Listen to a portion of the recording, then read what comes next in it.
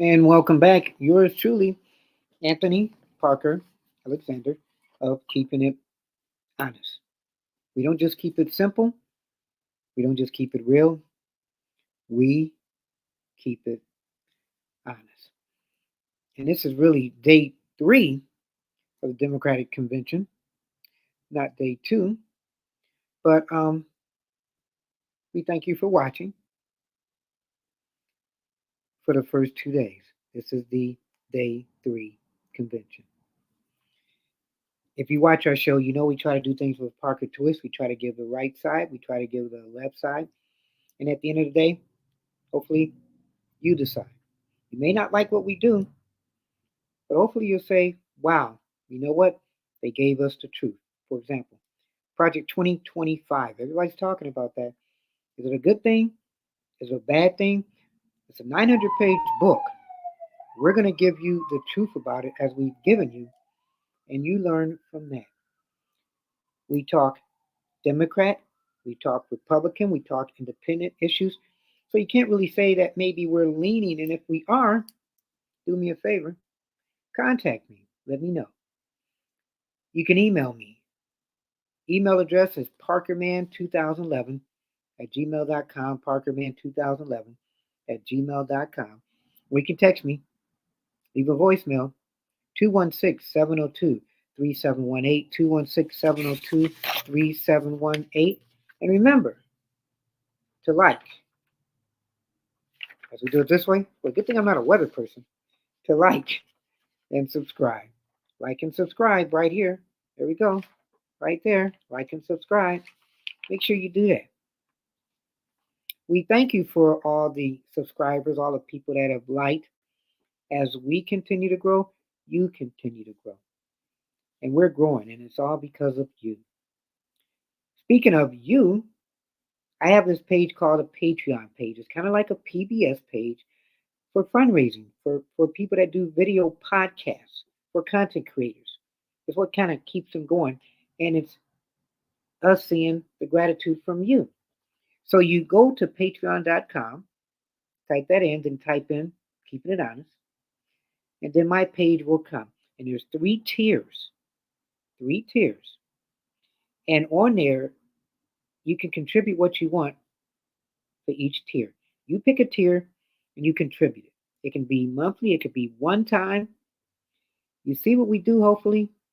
You've seen us do lives. We've done a lot of lives. Boy, we've done a lot of lives. Not lives, because then I might be one of these national politicians. But we've done a lot of lives. Lives, not Lies.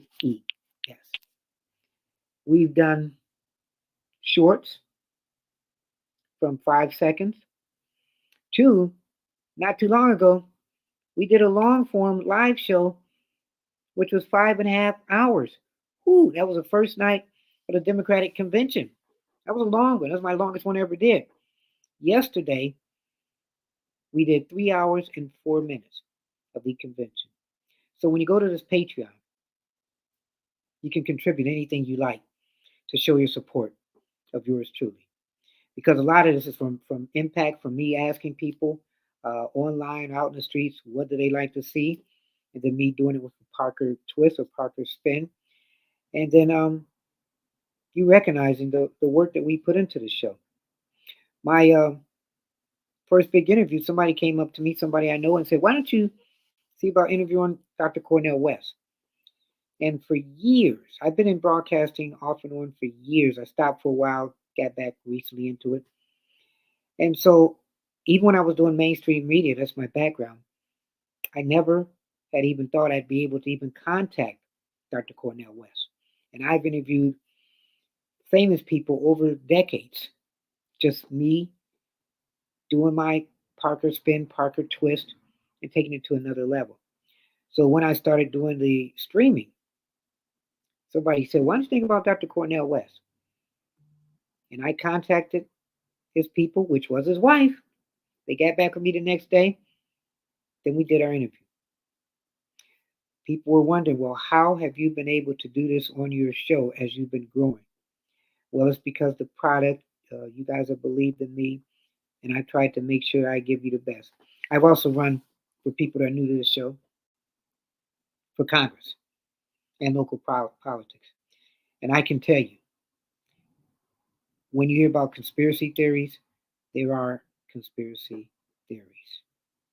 So when people say there's backdoor deals, there are backdoor deals. I tried to show people, because I was on the ballot for Congress. Wow. Talk about grassroots. My roots were grass, okay? I wanted to show people that if you don't like who's in office, then you run, or you get somebody else to run. So tonight, last night was kind of hectic because so many things were happening at the same time.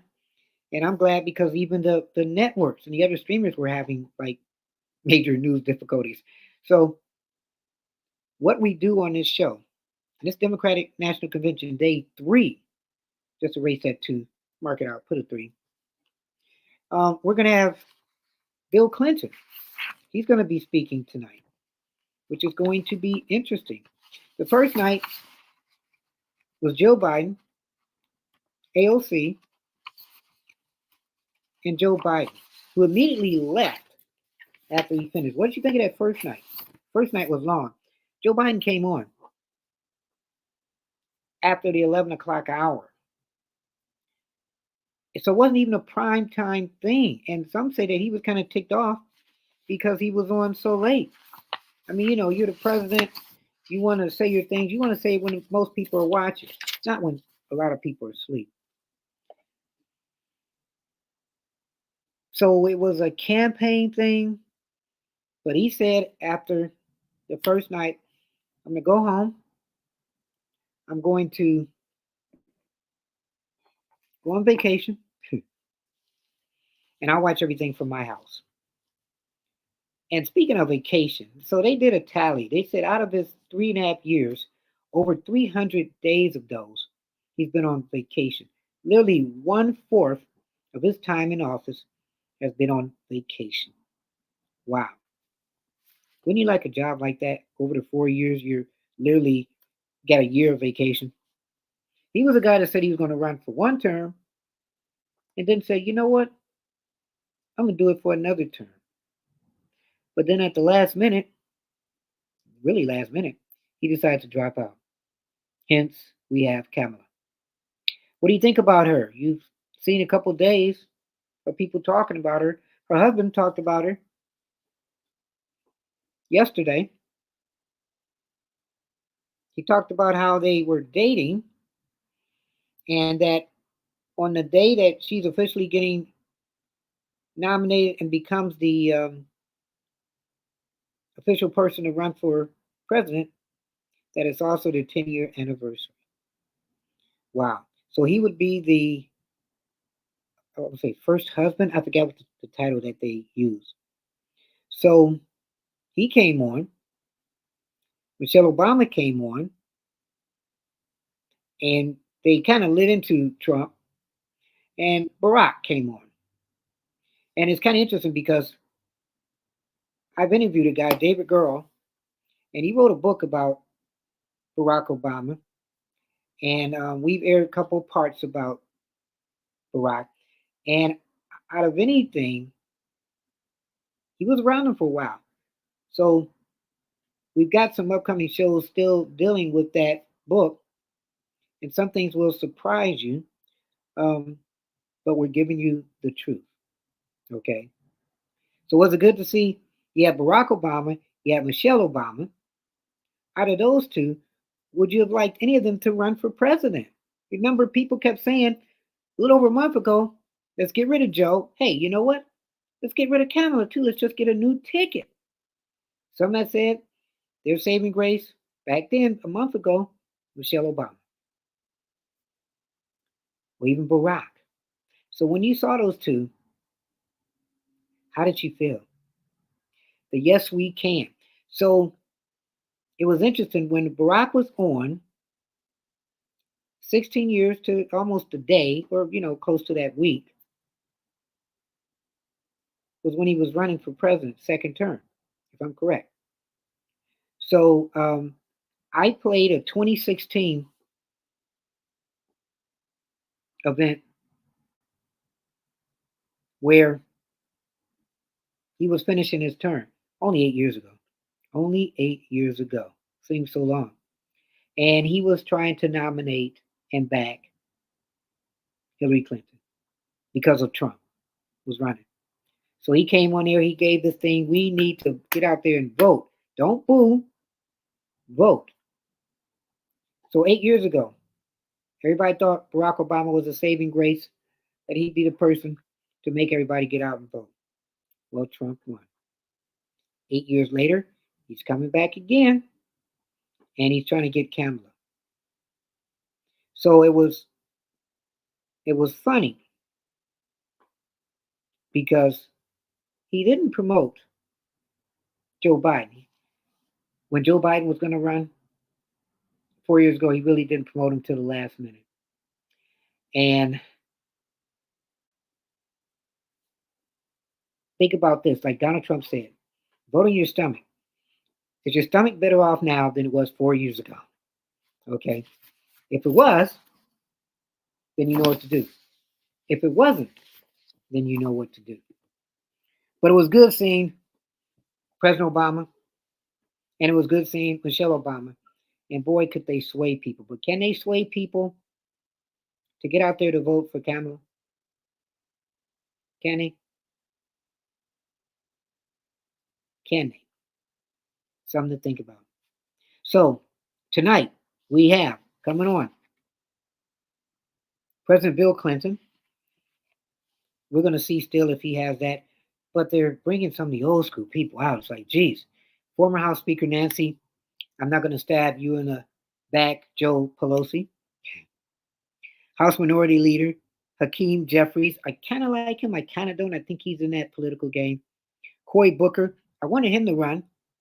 I've liked him, but he's been tainted over the past couple of years because they say now he's part of the establishment. Amy Klobuchar, who I'm like, who cares? Of Minnesota. Chris Murphy of Connecticut. Oh, and Transportation Secretary, I think it was a former mayor, Pete Buttigieg, who I think his position sucks. So since he's been in it, what has he been able to do good? I think he was just given that. And Governor Josh Shapiro, who everybody loves, unless they think of him as a Jewish person, then they don't love him enough to maybe make him be that running mate because they didn't want to take the flat with Kamala. And Wes Moore of Maryland are set to speak. So what we're going to do, and we're also going to have some comments. People leave me a lot of comments on my phone, which I'm glad, or I go on my phone on my page, and I love the thread of conversation. So keep that going. So tell your friends you're watching, keeping it honest. Yours truly, Anthony Parker Alexander. And if you want to know some of the things that we do, I want you to check this out.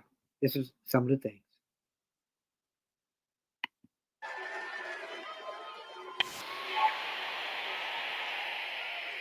Have you ever discussed Special Counsel Mueller or his investigation with anyone?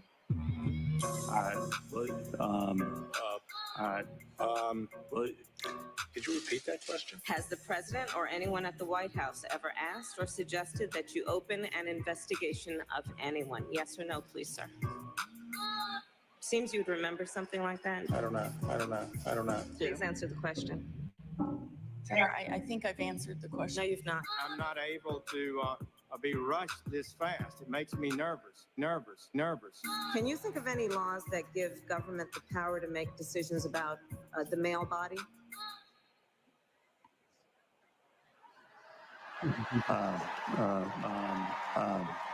I'm not thinking of any right now.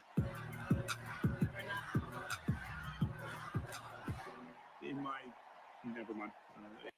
She won't back down. Neither will we. There you go.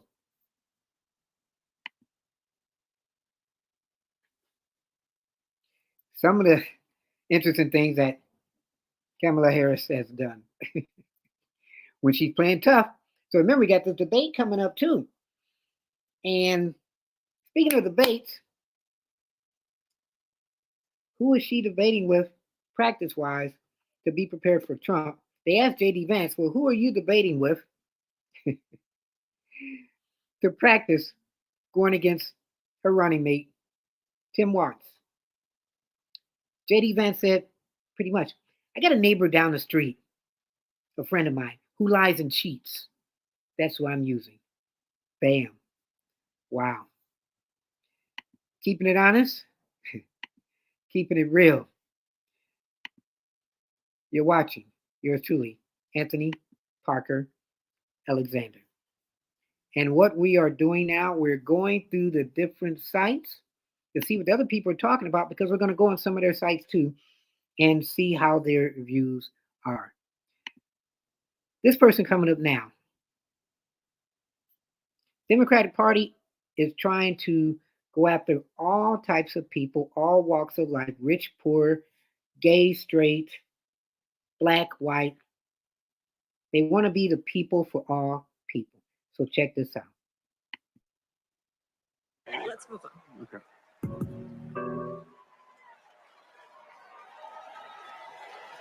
Please welcome Michigan Attorney General Dana Nessel.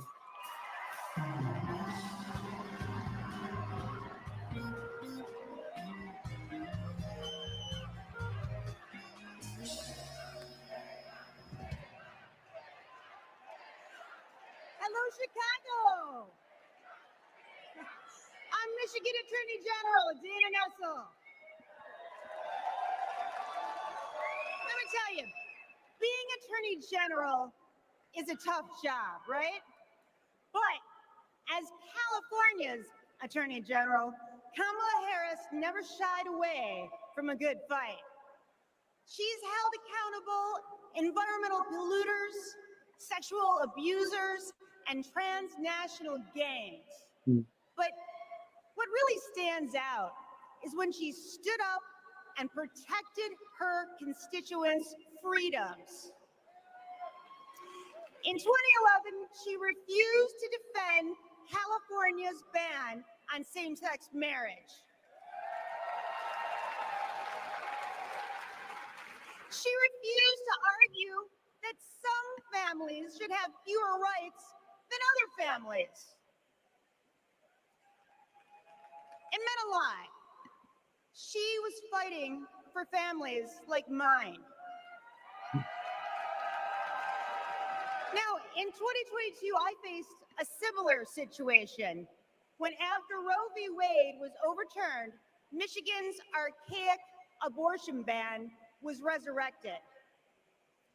But Vice President Harris had my back, and she reminded me that protecting people's lives and defending their rights is our job.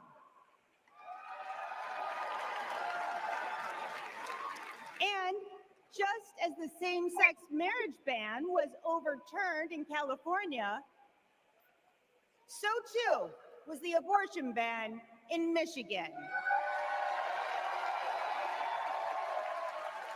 By the way, I got a message for the Republicans and the justices of the United States Supreme Court.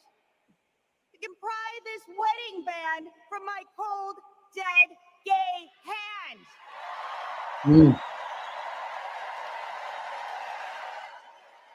Wow. And I'm retaining a lot of water, so good luck with that. Look, I know that whether she's Attorney General or President of the United States, Kamala Harris will always be in our corner. Now, America, you get to be the judge. Do we go back to the corruption, criminality, and chaos of Donald Trump? Or do we move forward with Kamala Harris? We know when she takes an oath to preserve, protect, and defend the Constitution, she's actually read it.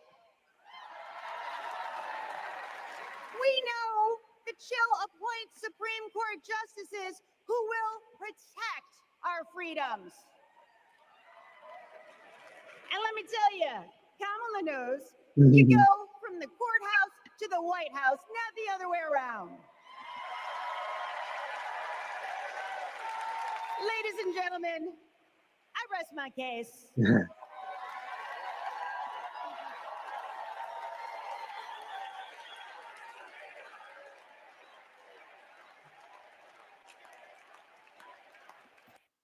All right. So, what do you think about her? Huh?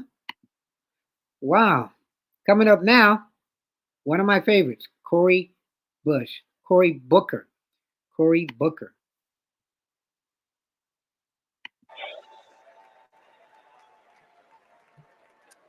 So coming up, we have John and Rachel, proud, loving parents of 3. On October 7th, their son Hirsch, a U.S. citizen, was at a music festival when Hamas attacked. He was taken hostage, and he is still being held today, an American citizen. Rachel and John want what every parent wants: This is going to be to interesting. hold their child close, to love on them, and keep them safe. I'm honored to introduce the 2 of them tonight. Here's her story.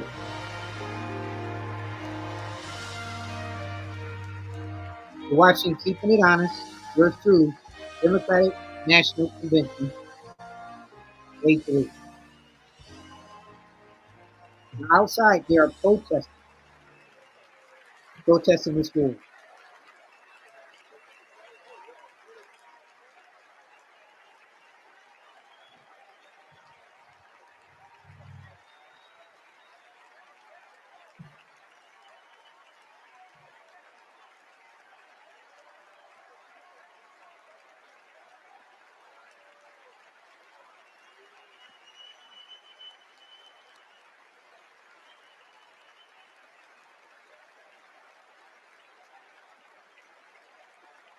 And here they go. Prayers be with them no matter what. Bring them home. When will this war end? Is it going to end in the Biden administration or the Trump or Harris administration? At this moment, 109 treasured human beings are being held hostage by Hamas in Gaza. They are Christians, Jews, Muslims, Hindus, and Buddhists. They are from 23 different countries. The youngest hostage is a 1-year-old red-headed baby boy, and the oldest is an 86-year-old mustachioed grandpa. Among the hostages are 8 American citizens. One of those Americans is our only son. His name is Hirsch. He's 23 years old. And like Vice President Kamala Harris, Hirsch was born in Oakland, California. Hirsch is a happy-go-lucky, laid-back, good-humored, respectful, and curious person. He is a civilian. He loves soccer, is wild about music and music festivals, and he has been obsessed with geography and travel since he was a little boy. His bedroom overflows with atlases, globes, maps, and National Geographic magazines. On October 7th, Hirsch and his best friend, Honor, went to a music festival in the south of Israel. It was advertised as celebrating peace, love, and unity. They also went to celebrate Hirsch's 23rd birthday. Oh, wow. As rockets began to fall, Hirsch, Honor, and 27 other young festival goers took refuge in a 5-foot by 8-foot bomb shelter. Terrorists began to throw grenades into the shelter. Aner stood in the doorway and repelled 7 of those grenades before the 8th one killed him. Altogether at the Nova Music Festival, 367 young music lovers were killed. This was just one of the many attacks on neighborhoods and communities in southern Israel on that terrible day. In total, 1,200 were killed, including 45 Americans. Hirsch's left forearm, his dominant arm, was blown off before he was loaded onto a pickup truck and stolen from his life and me and John into Gaza. And that was 320 days ago. Almost a year ago. Since then, we live on another planet. Anyone who is a parent or has had a parent can try to imagine the anguish and misery that John and I and all the hostage families are enduring. Rachel and I are comforted to be back in our sweet home, Chicago. We were both born and raised here, and our families still live here. This is a political convention, but needing our only son and all of the cherished hostages home is not a political issue. It is. They're saying, bring them home, all of them. It is a humanitarian issue.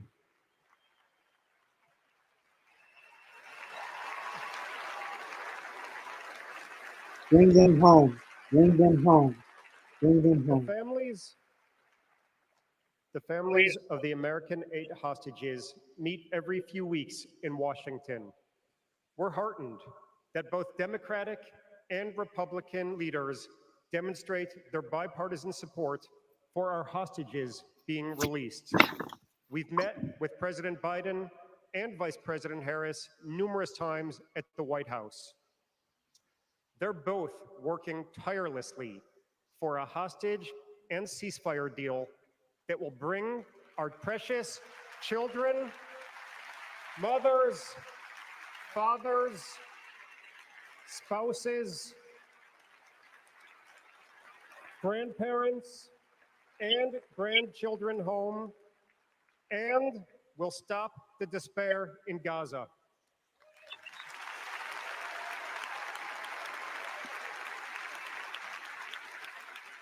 We are all deeply grateful to them.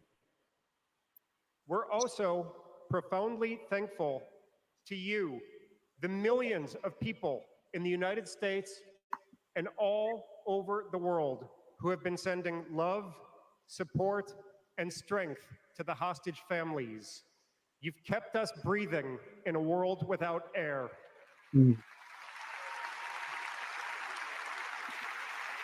Kept us breathing in a world without air. There is a surplus of agony on all sides of the tragic conflict in the Middle East.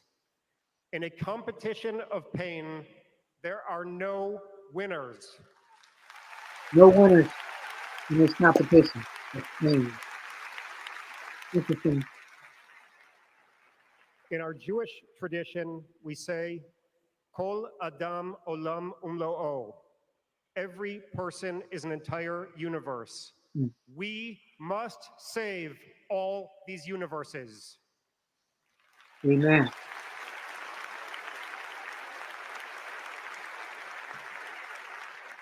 In an inflamed Middle East, we know the one thing that can most immediately release pressure and bring calm to the entire region.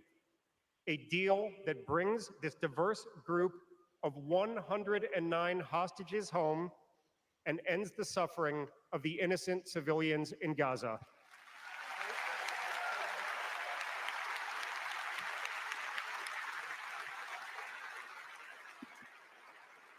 The time is now.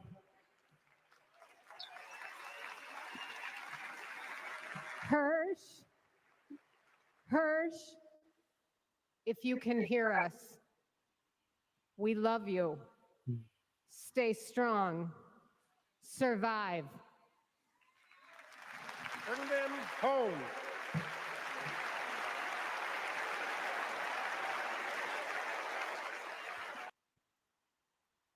Man, what did you think about that?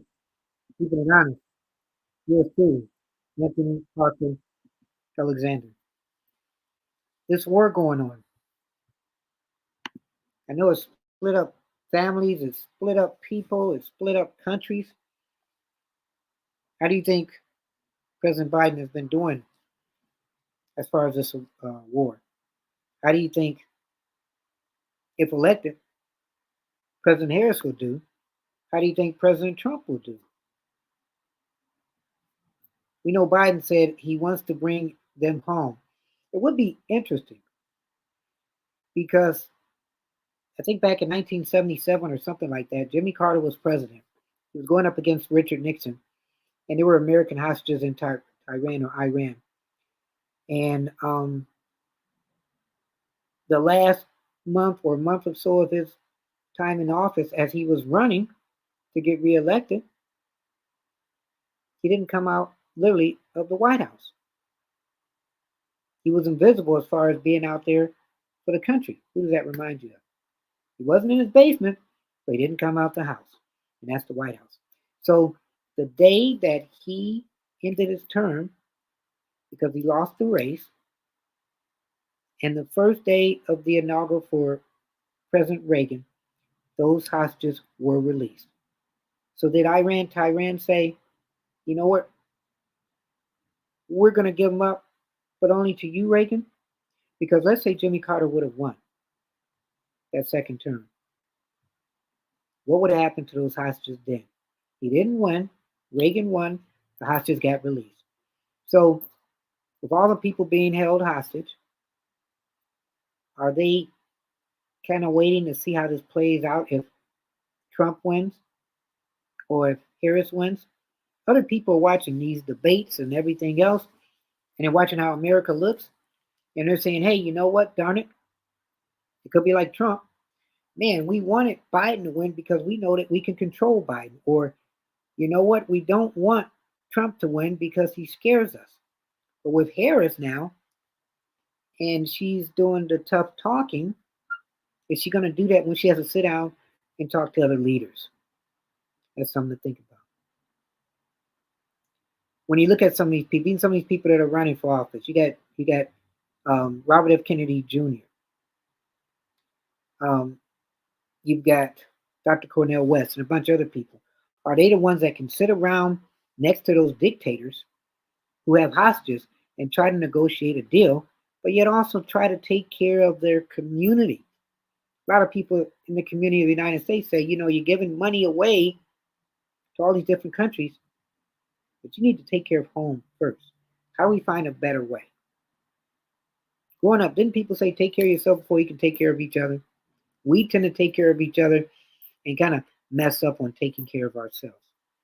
I'm just keeping it honest. You're watching. Keeping it honest. Look at the bottom. Democratic Convention Day number 3. Scratch number 2 out. As we go about some of the things that's happening in this convention. And so we have this person coming up now who worked with the Trump administration. And I'm going to see if I can pull it up here. So throughout the show, we're going to be going on different sites, getting different opinions. So you can see, wow, well, these people are really talking out the side of their neck. Or maybe they're saying things that they shouldn't say. Or maybe they should be saying things, but because they're on mainstream media, they're not saying it. So I am over here working my board and trying to get you the best of the best. And I think we have that coming up here. So this lady right here is going to tell her story. If I'm correct, she worked as a press secretary in the Trump campaign.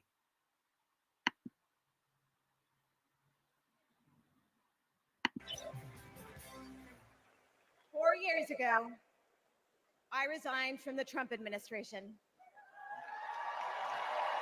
As a Republican who dreamed of working in the White House, it was a hard decision.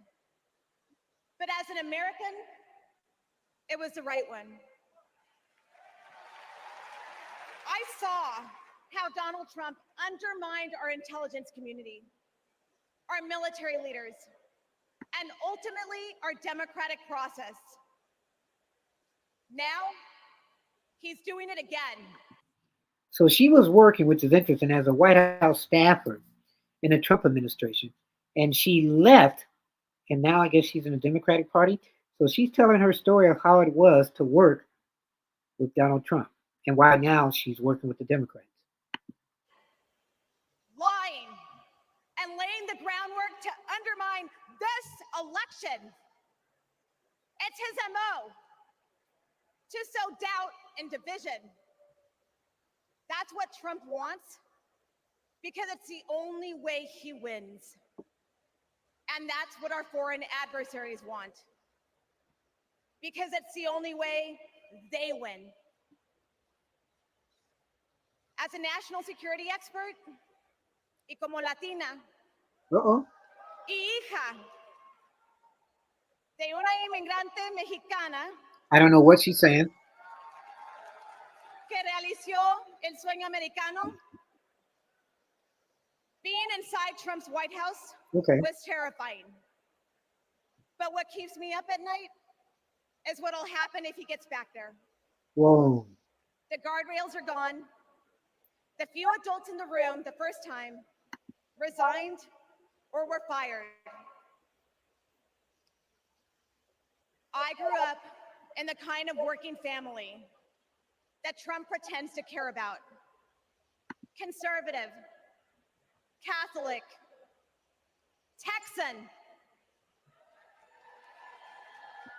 July 4th was our most sacred holiday. Those values made me a Republican. And they're the same values that make me proud to support Kamala Harris. Not because we agree on every issue, but because we agree on the most important issue, protecting our freedom.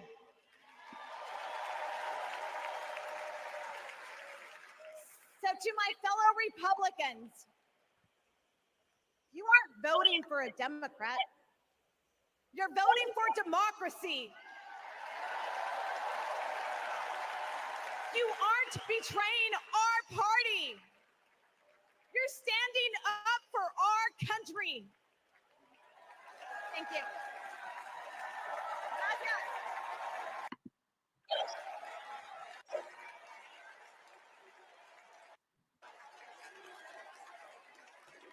Please welcome former Georgia Lieutenant Governor Jeff Duncan.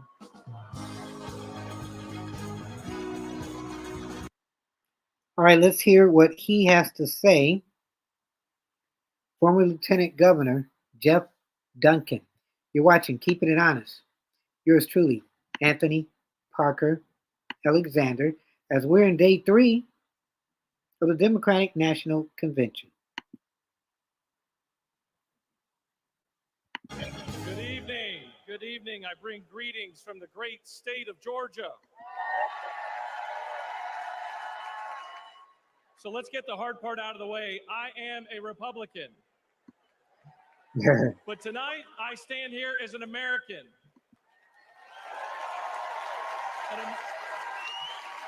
An American that cares more about the future of this country than the future of Donald Trump. My journey started to this podium years ago when I realized Donald Trump was willing to lie, cheat, and steal to try to overturn the 2020 election. I realized Trump was a direct threat to democracy, and his actions disqualified him from ever stepping foot into the Oval Office again.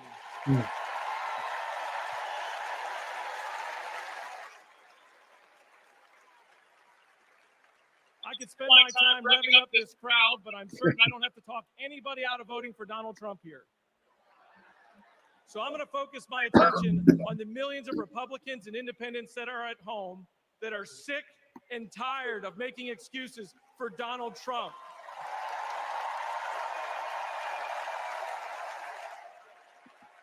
If Republicans are being intellectually honest with ourselves, our party is not civil or conservative. It's chaotic and crazy. Well, some people even saying that of the Democratic Party, because look what happened. You had Joe up there for 3.5 years, and especially the half year, saying he was okay, but it was obvious to the American people that something was wrong with Joe. Media's fault. His handlers. So where the Republicans look chaotic, I think so did the Democrats. But we're at the spot now where it's interesting.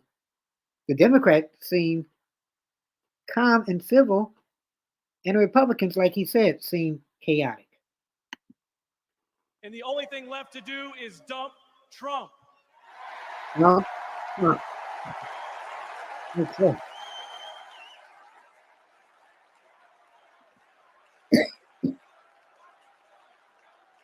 These days, our party acts more like a cult worshiping a felonious thug. Wow. Look, you don't have to agree with every policy position of Kamala Harris. I don't. But you do have to recognize her prosecutor mindset that understands right from wrong, good from evil. She's a steady hand and will bring leadership to the White House that Donald Trump could never do. Let me be clear to my Republican friends at home watching. If you vote for Kamala Harris in 2024, you're not a Democrat, you're a patriot. Wow.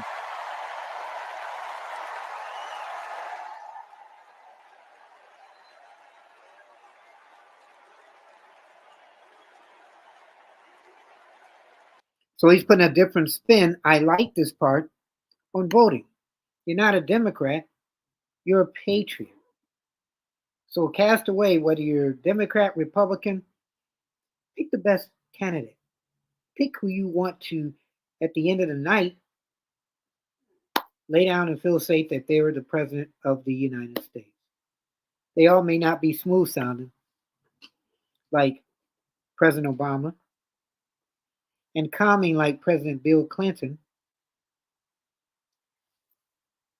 But if they're the president of the United States that makes you feel safer today, you'd almost say than you ever have been, or but going in the future.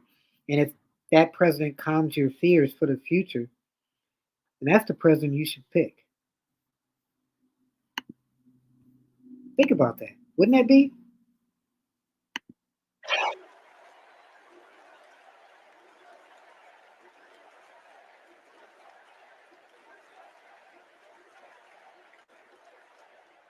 In our family, my wife Brooke and I are raising 3 boys, and we have a family motto. And it says, doing the right thing will never be the wrong thing. During 2020, during just the lowest of lows, when we had armed officers outside our house protecting us from other Republicans, Donald Trump had targeted us. My son came downstairs, and he handed me this coaster that I'd given him years before at a father-son retreat for our church. And he said, hey, Dad, doing the right thing will never be the wrong thing. Stay strong. See that? Doing the right thing will never be the wrong thing. Love you, babe. Dad. All right. Love that. To my fellow Republicans at home that want to pivot back towards policy, empathy, and tone, you know the right thing to do. Now let's have the courage to do it in November. Thank you, and God bless you.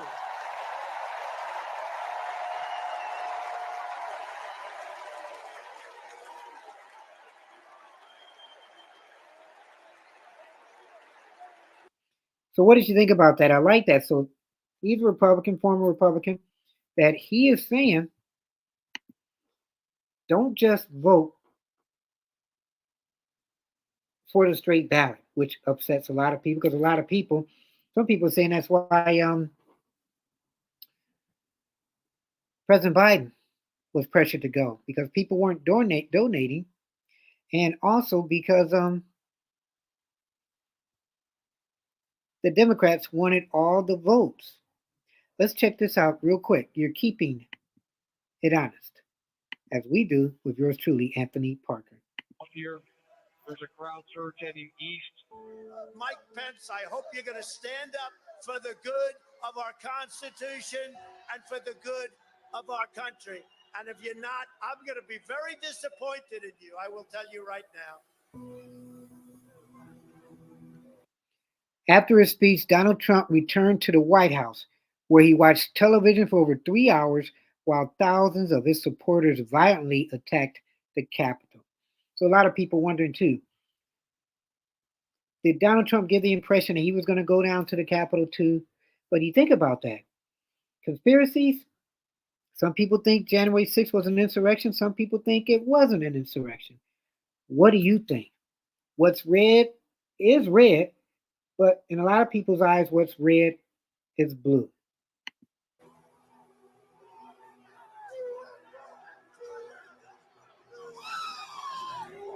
We're going to give riot warnings to do the apparatus here. We're going to give riot warnings. We're going to try to get compliance, but this is now effectively a riot. 49 hours declaring it a riot. 5 to 50 be advised, we're trying to breach and get to the Capitol.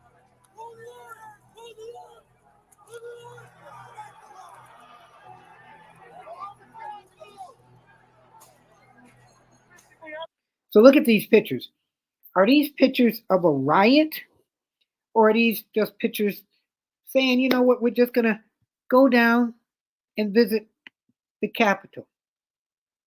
What if you got a family and on that day, you know, hey, Dad, can we, while we're here, go visit the Capitol? Oh, yeah, let's go. So you take your kids, your wife, and you go down to the Capitol, and you're just walking around, taking pictures. And then all of a sudden your kid says, hey, Dad. And you're like, yes, son. I know we're walking calm and everything, but there's a whole bunch of people running towards us, I think, trying to get into the Capitol. Oh, yeah, son. Well, you know, we have our tickets and we're going to go in and, well, you know what? Since there's so many of them, maybe we'll let them go first. But Dad, that looks like an insurrection. No, son. It's just people that are in a rush. They're probably lunchtime. They probably want to go in and get ahead of us. So let's do the right thing because this is what democracy looks like and let them go ahead of us. So was this an insurrection? Was this a riot? Was this just a quiet, normal day? When people are looking for Mike Pence, when people are looking for Nancy Pelosi, and not to get autographs? What do you think? I'm just keeping it honest. Look at these pictures. Breach of the Capitol!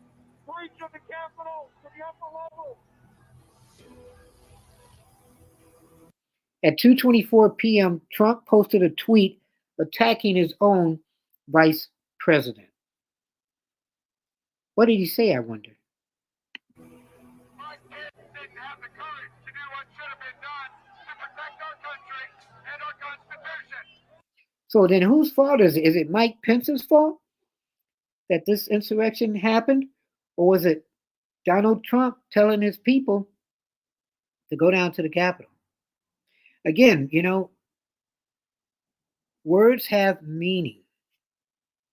And right now in society, you never know what those words are and what they mean.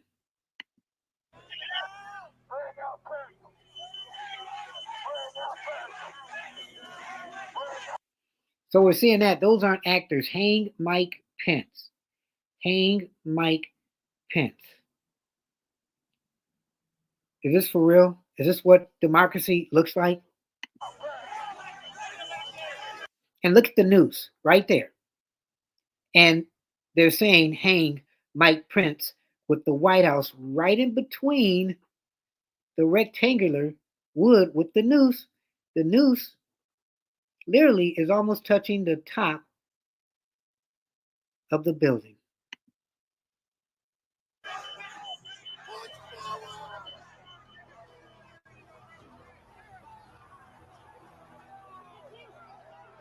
Now, do these look like riders? There's an even better picture. Look at all these people in this Capitol. This is crazy. What really were their intentions if there hadn't have been police on board?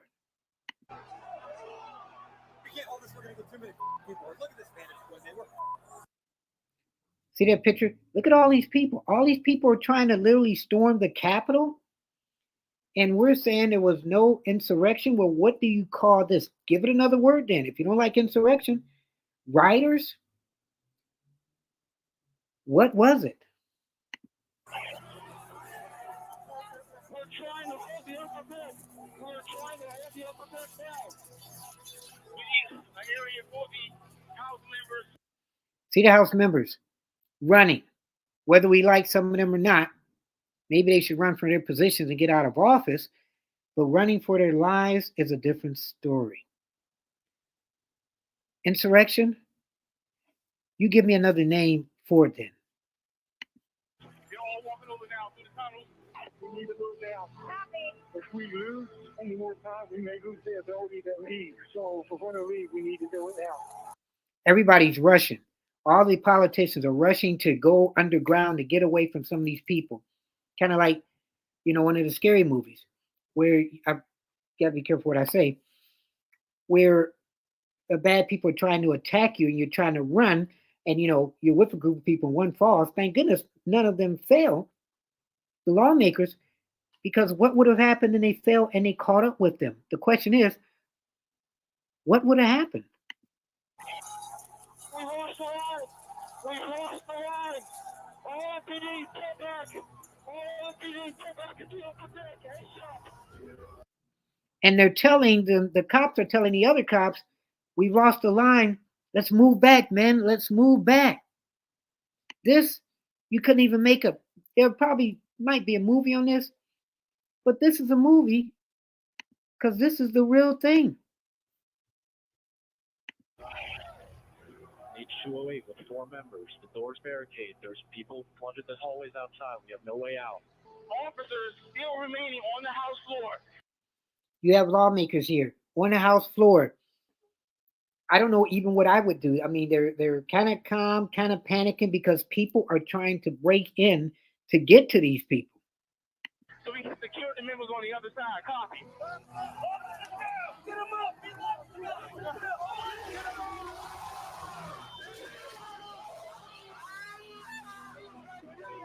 I remember that picture, that cop right there. I don't know if he's still alive. I think he is, but look at what these people are doing. They're trying to get in to do something.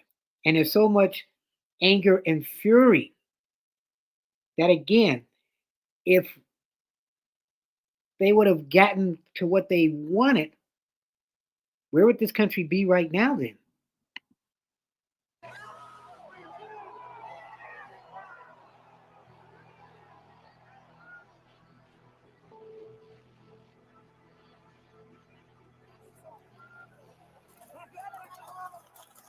And if I win, I will be looking very, very strongly about pardons. And I mean full pardons with an apology to many, an apology. So almost 1,500 people have been charged with crimes related to the insurrection. And Trump has said if he gets in office, he's going to pardon them. You saw the same pictures. We're looking at this together. This is crazy. So what were they doing?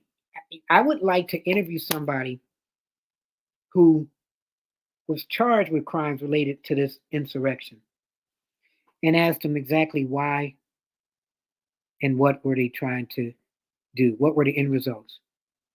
But Trump is saying that he gets in office, he will give them a pardon. What would you do? And the Supreme Court is technically on a technicality is saying, you know what, if I'm correct, that some of these people may be able to be free. Again, use this as cliff notes, but check it out yourself. So you can use this. What is our democracy? Our democracy is to have the right for free speech, but not the right to attack somebody. And again, God be with everybody on that day, because who knows what the end result of this term, the insurrection, would have been. Wow, I'm just keeping it honest.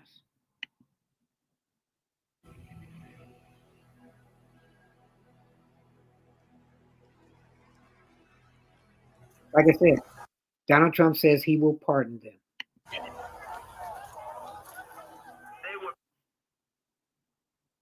Look at the picture again. They're going up against the Capitol. I don't know how many people we see here.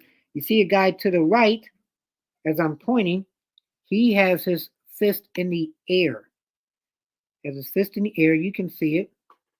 Who's the ringleader of all of this? A ringleader of all of this. How do you put a group like this together? Some people say Donald Trump did that. Peaceful people. These were great people. These were great people and peaceful people. Well, I hate to see people if they're angry. Crowd was unbelievable. And I mentioned the word love, the love in the air. I've never seen anything like it. So the love in the air. This is a lot of love. I mean, they're breaking down glass doors.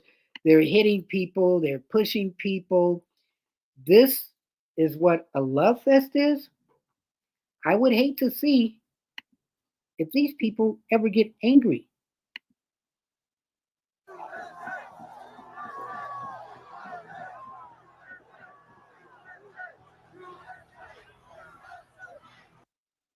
So Donald Trump has been charged with the following crimes for his part in January 6th. Conspiracy to defraud the United States, conspiracy to obstruct an official proceeding, obstruction of an attempt to obstruct an official proceeding, and conspiracy against rights. So people who are Donald Trump fans, and you believe he's for America, are all those false claims? What do you think? Let me know. Parkerman2011 at gmail.com. Parkerman2011 at gmail.com. You can text me. Voicemail 216-702-3718. 216-702-3718.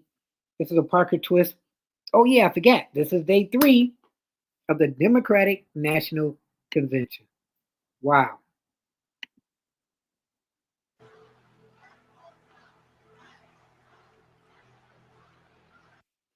If reelected, he will never be held accountable. Wow. So the question is if he's not elected, will he be held accountable? And some people are saying the scary thing, if he doesn't win. Some people say it's going to be a bloodbath. Some people say people will be tearing up things in the streets.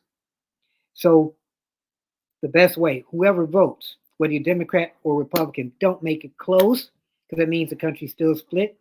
Make it an overwhelming win or an overwhelming loss for whoever you're voting for. That way there will be no questions of voter fraud, intimidation, everything. We don't want to make this the tightest race ever. We want to make it probably like the most overwhelmingly win or lost ever, to stop the critics and literally the conspiracy theories. I'm just keeping it simple, just keeping it real, and always keeping it honest.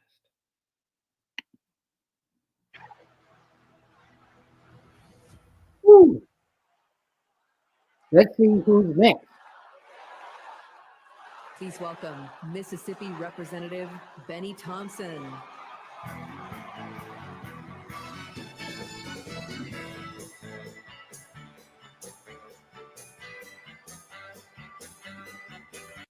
Well, I hope Benny's good after this. On January 6th, like most of my colleagues, I had one goal: to uphold the votes of the American people, the cornerstone of our American democracy.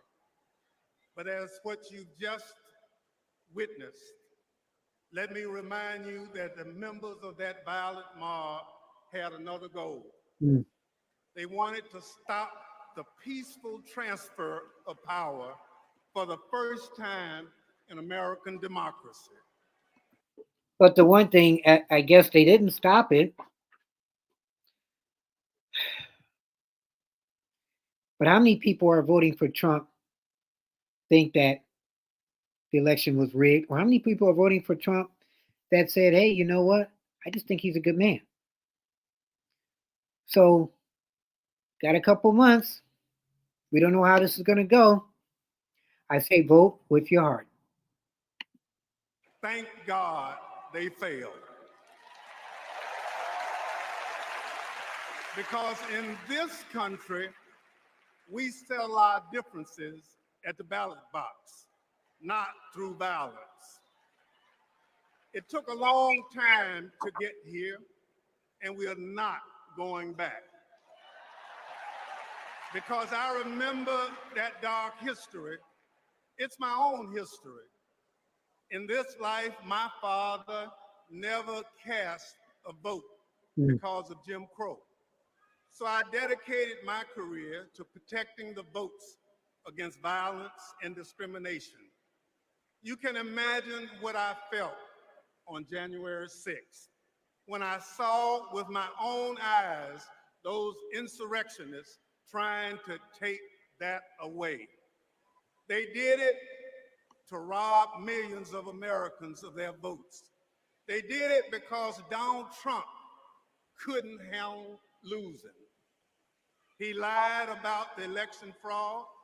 He called his conspiracy-led mob to Washington. He would rather subvert democracy than submit to it. Now he's plotting again.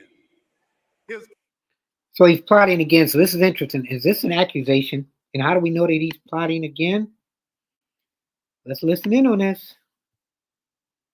Campaign proclaims that elections won't end until the moment of inauguration. We will win or it was rigged. We win or else. This is Donald Trump's America. But again, the right to vote. If people don't get out to vote to say we want Kamala, and more people get out to vote to say we want Donald Trump, then prayerfully, as we go by how you're supposed to vote, the Democratic way, then the most votes win. There should be no question. Or Kamala Harris, people go out to vote for her more than they do Donald Trump. Is this like a scare tactic as far as who to vote for, Democrat and Republican? Can we just vote for the person that we feel rightly promotes America in the right way? Elections are about choice. Choose democracy, not political violence. Choose the America we've always taught our children to love. Choose Kamala Harris.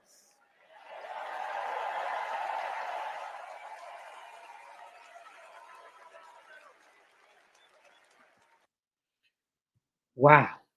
Keeping it honest. Yours truly. We lost. There we go.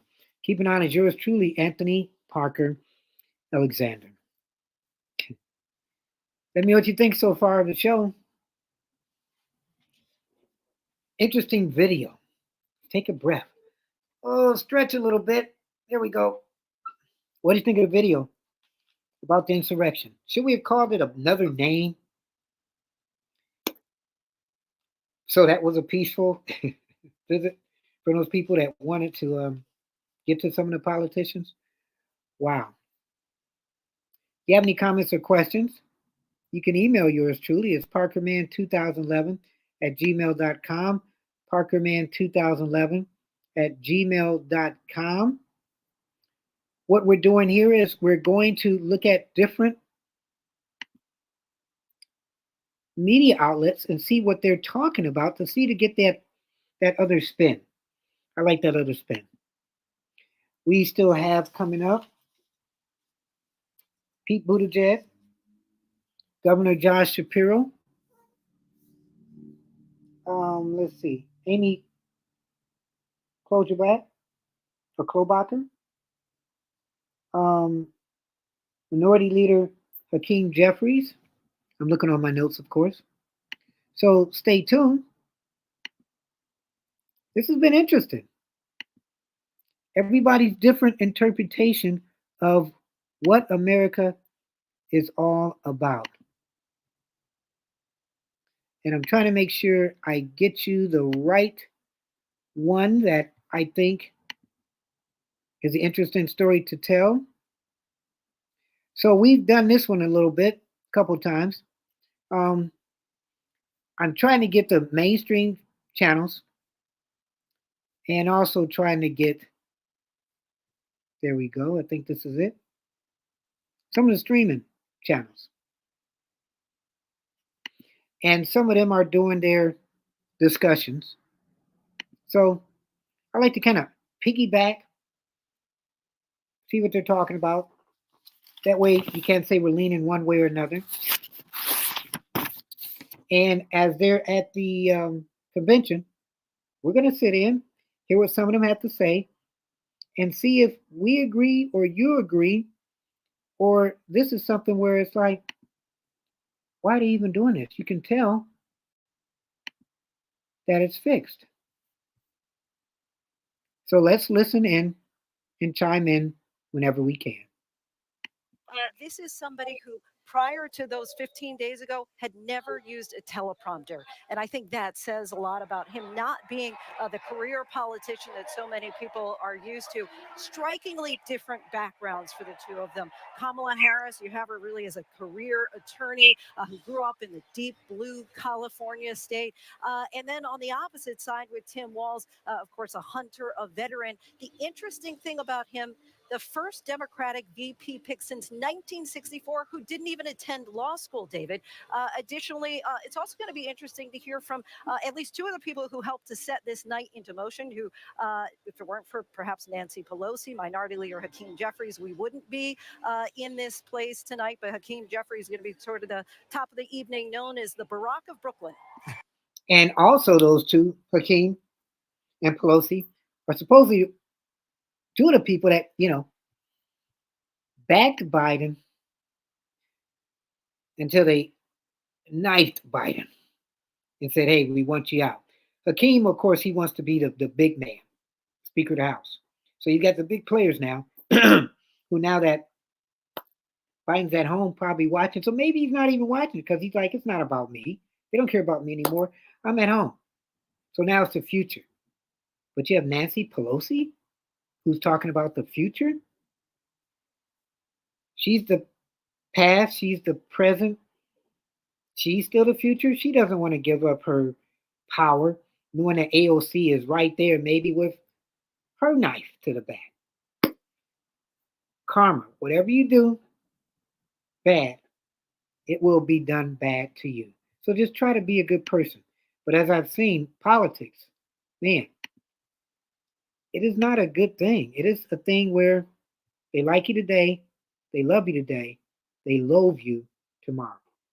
That's right. We're going to be going to him live on the floor just moments from now. In the meantime, Mary Bruce, we covered President Bill Clinton, his 2 terms in office, obviously, and of course, what he has done since he left the presidency. But just like what he was famous for back in the day when he delivered speeches. We have new reporting tonight that he's been tweaking, if not ripping up parts of his speech when he saw the other performances here this week. In classic Clinton fashion, he has now ripped up that speech. He's gone back to the drawing board.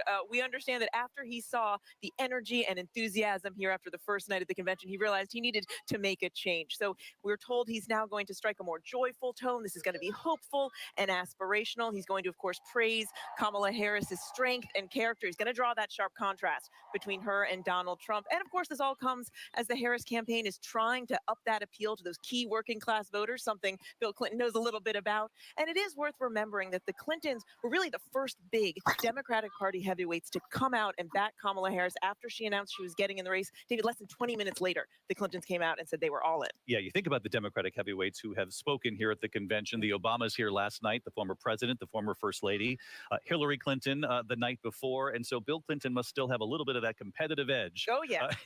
In tweaking this script before he speaks here at the convention moments from now. John Carl, you were just down on the floor and you had a striking observation about the number of Republicans who have been invited to speak here at this convention and sort of the resounding sort of applause for them and the message that they've delivered here. Every single. So that's interesting. A lot of Republicans now are turning either Democratic or just voting for the country. Where the Republican convention, you didn't see that many Democrats coming on. So they are doing a different kind of spin on things. Night has featured Republican speakers. And while I was down there, I saw Olivia Troy, who was a West Wing official working for Vice President Pence, and also Jeff Duncan, very conservative. He was the lieutenant governor of Georgia elected. And both of them were speaking because they have endorsed Kamala Harris because they say they are horrified by what they saw play out during the Donald Trump administration, especially after the election and on January 6th. And when I saw Jeff Duncan up there speaking and saying, I'm voting for Kamala Harris, not because I'm a Republican, but because I'm an American. The applause was thunderous on this floor for a Republican, and chants started breaking out of USA, USA, USA for the former Republican lieutenant governor of Georgia. Yeah, an extraordinary moment in a Democratic convention. Yeah, and talking to the millions who were watching, too, he said, if you vote for Kamala Harris out there, you're not a Democrat, you're a patriot. Yeah, right. Yeah, absolutely. Yeah, that was great. And, look, this is something, I've seen conventions in the past that feature maybe one speaker from in the other party who has crossed over, but this is a recurring theme each and every night, looking to try to attract those Republicans who may not agree with Kamala Harris on the issues, but are disaffected, dissatisfied with what they witnessed with Donald Trump. So that's interesting. If they're doing this every night, they're showing that, hey, Republicans, look, we might not be all on the same page, but this is your choice as far as President Trump is concerned. And if you don't like what he did, well, come on over to our side. We accept all Republicans. Martha Raddatz, one of the sort of themes of this convention has been sort of a passing of the torch to the next generation. We know in the audience today, and she'll be up on stage, former House Speaker Nancy Pelosi.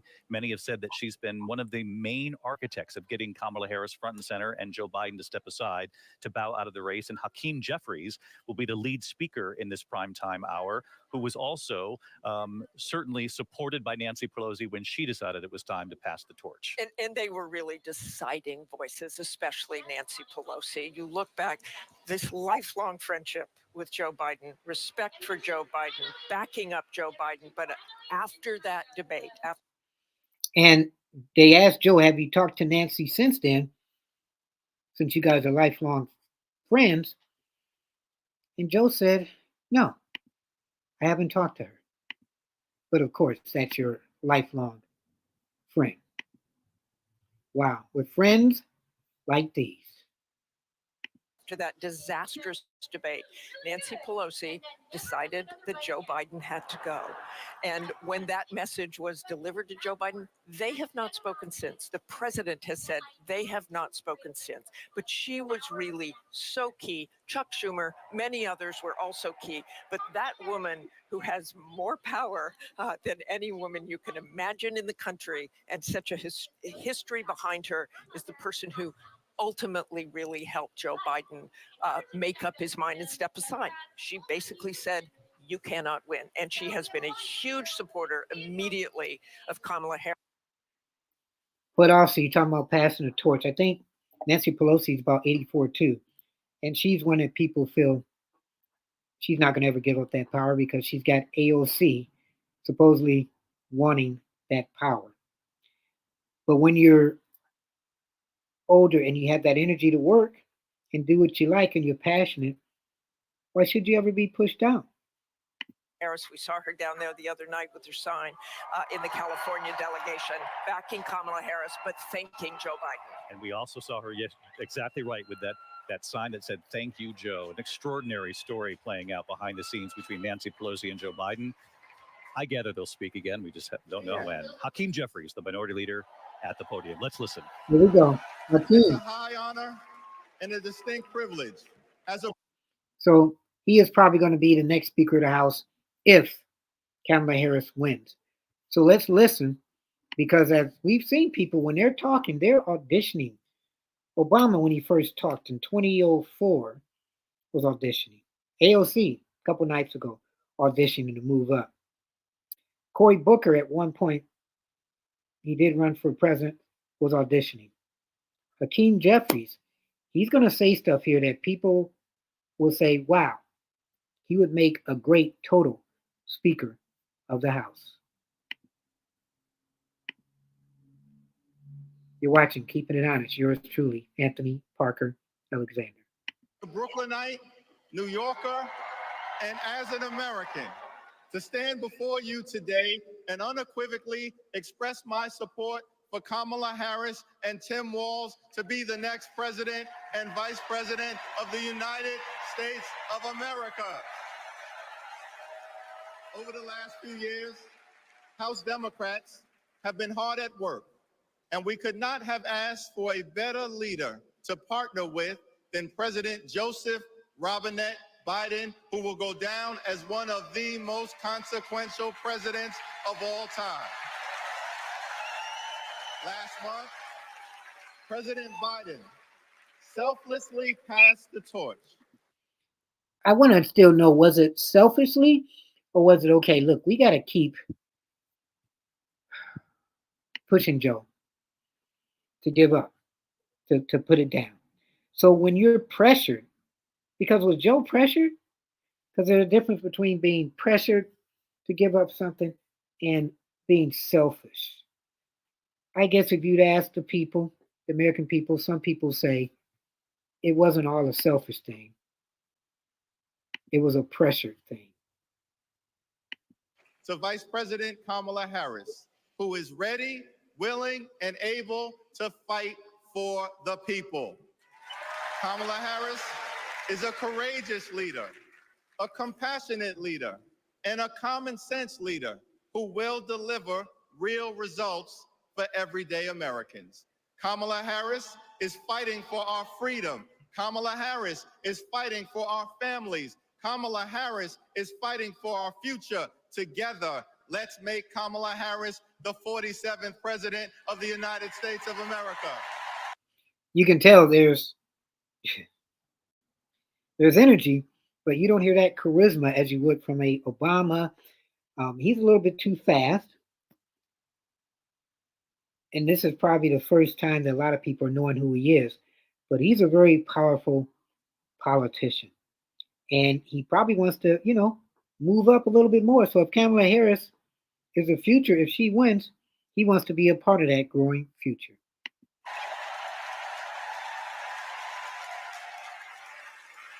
In our great country, when you work hard and play by the rules, you deserve to earn a living wage. You deserve to have an affordable place to call home. You deserve to educate your children in a great public school that is free from gun violence.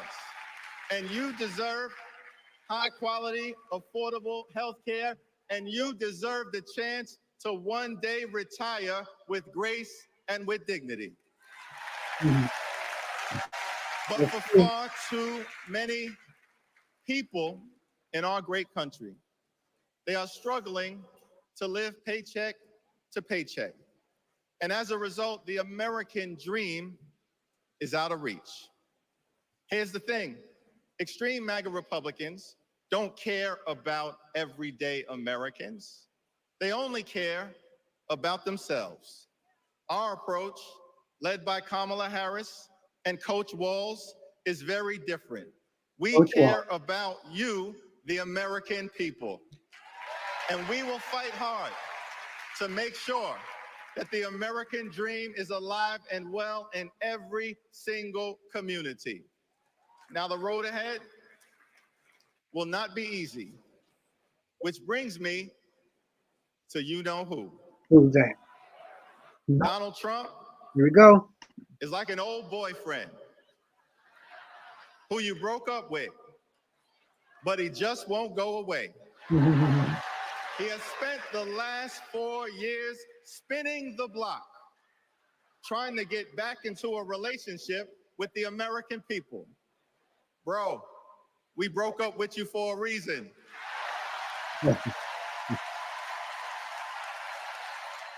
Trump was the mastermind of the GOP tax scam, where 83% of the benefits went to the wealthiest 1% in America. Trump failed our country during the COVID-19 pandemic.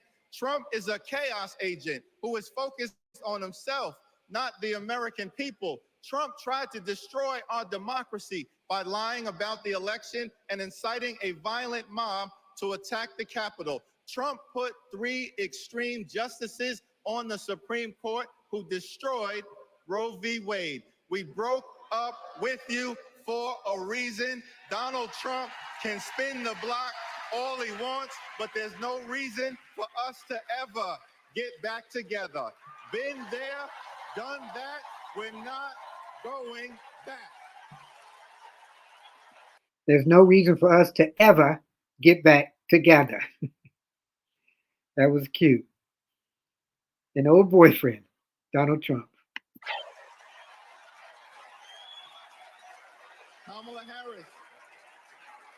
Kamala Harris and House Democrats will always put people over politics. Kamala Harris and House Democrats will lower costs and grow the middle class. Kamala Harris and House Democrats will fix our broken immigration system and secure the border. Kamala Harris and House Democrats will strengthen the relationship between the police and the community. Kamala Harris and House Democrats will continue to combat the climate crisis with the fierce urgency of now. Kamala Harris and House Democrats will protect Social Security, protect Medicare, protect Medicaid, protect the Affordable Care Act, protect working families, protect small businesses, protect the middle class, protect free enterprise, protect our children, protect our seniors, protect our veterans, protect our unions, protect our dreamers, and always protect a woman's freedom to make her own reproductive health care decisions. I was wrong. He has a style. And he kept it going. MAGA Republicans want to divide us. But the Constitution promises equal protection under the law. We are one nation, under God, indivisible, with liberty and justice for all. Together, let's build a brighter future for our children and our grandchildren. In the Old Testament, book of Psalms, Here we go. the scripture tells us that weeping may endure Weeping may endure. during the long night, Amen. but joy will come in the morning. Woo. Now, guess Here's how we do it. Obama said that. Strategize on Sunday. Meet the moment on Monday. Take it to them on Tuesday. Work it out on Wednesday. Thank the Lord on Thursday. Fight the power on Friday. Set it off on Saturday. Get a few hours of sleep. Wake up the next day and do it all over again until joy comes in the morning. Here we go. Right up front there. Now, there's only 76 days left. There are only 76 days left. We must continue to speak up. We must continue to show up. We must continue to stand up, not as Democrats or Republicans, but as Americans. And when we do, nothing can stop Kamala Harris from becoming the 47th president of the United States of America. Nothing can stop House Democrats from taking back the majority. Nothing can stop the American people from continuing our march toward a more perfect union. Nothing can stop us. We're all the way up. God bless you. God bless Kamala Harris. May God bless the United States of America. All right. Woo. Boy, you have to give this guy credit. Where I thought, okay, I'm not feeling anything because it was like he was just running without sweating because he started doing it all fast. And then he slowed up like runners do and started just coasting. And how he talked was great. Wow. We have coming up, he's like a good lead-in. We have coming up the one, the only, President Clinton. He's going to be speaking next. You have any questions or comments? 216-702-3718, 216-702-3718. That's where you can leave me a voicemail or text me. Email address is parkerman2011@gmail.com, parkerman2011@gmail.com. So what do you think? How's it been going? Hakeem Jeffries. Well, you know what? Sometimes we judge people. We all do that. We judge people before we get to know them. We saw him. He just seemed like a guy that wasn't really full of emotion. But then he started using the Bible, started using the vibe thing like he was in a zone. And then we followed him and joined him. Wow. Hope you enjoying this. We have coming up real soon the one, the only, President Bill Clinton, who we really haven't seen in a while. We don't know what he's been doing. I guess we're going to find out. But he's the original guy that really, some people say he was the first black president, first African-American president. But he's a cool guy. He did some bad things. So can he still be cool? I don't know. Hillary Clinton spoke Monday. Barack Obama spoke Tuesday. Now the original OG is Bill Clinton, who's about to speak right now. Let's listen in. The stage, former President Bill Clinton, now 78 years old. He turned 78 this Monday. He heard his wife speak earlier this week, former Secretary of State Hillary Clinton, who talked about the glass ceiling and who she saw on the other side of that ceiling. She said Kamala Harris, raising her hand and taking the oath of office. Tonight, her husband, the former president, will make the case for Kamala Harris and Governor Walz. 78-year-old Bill Clinton. Boy, does he look good. Can't wait to hear what he has to say. We're keeping it honest. Yours truly, Anthony Parker Alexander. He's expected to speak about the economy, among other issues. And as Mary Bruce reported here off the top, he's been working on this speech just as he did back in the day, right up until the last minute. Let's listen. Thank you. Thank you. Whoa.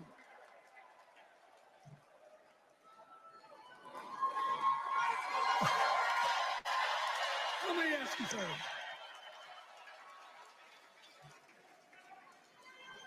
After the last 2 days, aren't you proud to be a Democrat? And I am very grateful to the Republicans and independents that have joined us, have been up here on the stage. And I hope they feel better about it now. because I've seen all these things that even I have to be reminded of from time to time when I get my spirits down. Mm. I love seeing the Obamas here. I love seeing President Biden. And I thought Hillary gave a great speech too.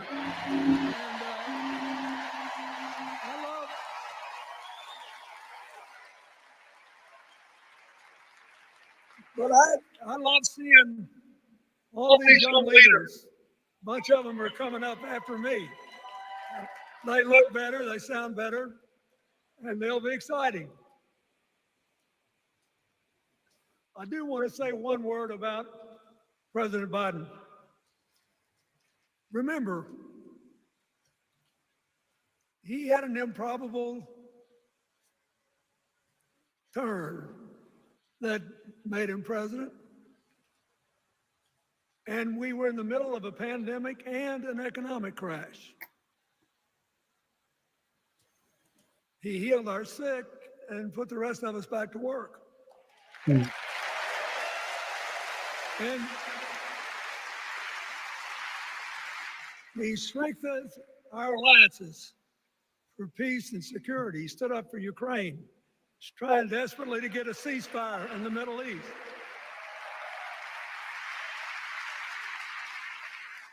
And then he did something that's really hard for a politician to do. He voluntarily gave up political power. And it wasn't really voluntary. George Washington knew that, and he did it. And he set the standard for us serving 2 terms before it was mandatory. It helped his legacy, and it will enhance Joe Biden's legacy. And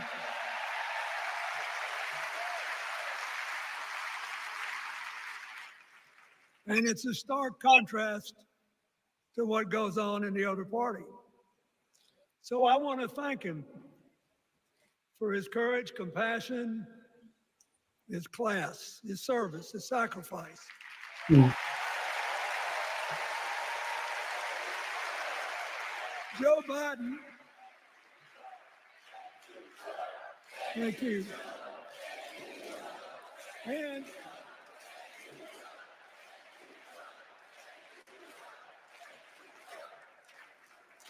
he kept the faith, and he's infected a lot of the rest of us. Now let's cut to the chase. Okay. I am too old to gild the lily. 2 days ago, I turned 78, the oldest man in my family. Happy birthday, Bill. Look good. And the only personal vanity I want to assert is I'm still younger than Donald Trump.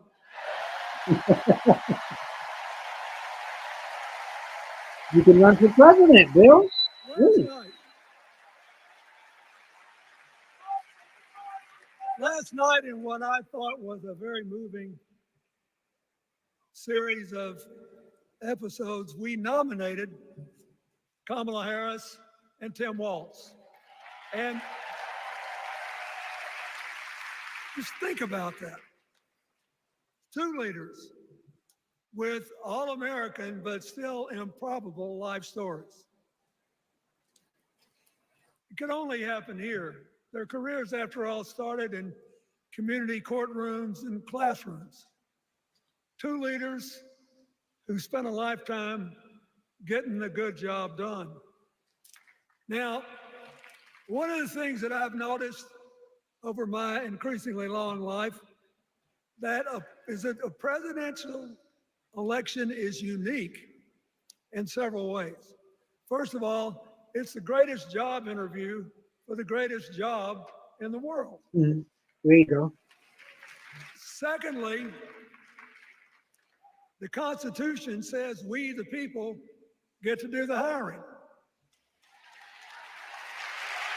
And the third thing is that every 4 years, we get to change the requirements for the job. Mm-hmm. So here's what I'm thinking. because I try to apply this in every election. Will this president take us backward or forward? Which president? Will this president give our kids a brighter future? Depends. Will this president bring us together or tear us apart?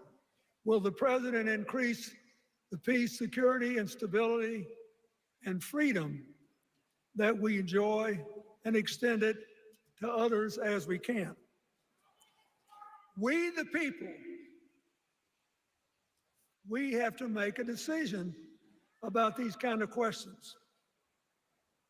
And every 4 years, it's a little different because the people come at the candidates, and they say, as they're saying now, here are our problems, solve them. Here are our opportunities, seize them. Mhm.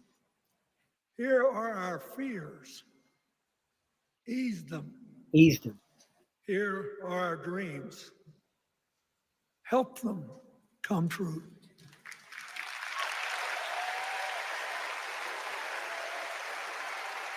It's pretty nice section of his speech. A president can answer that call by saying, I'll do my part, but you have to help me. We have to work together. Or you can dodge what needs to be done by dividing, distracting, and diverting us. So in 2024, we got a pretty clear choice, it seems to me.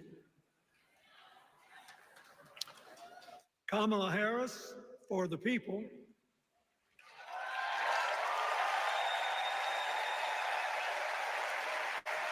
and the other guy who's proved even more than the first go around that he's about me, myself, and I. Mhm. I know which one I like better for our country.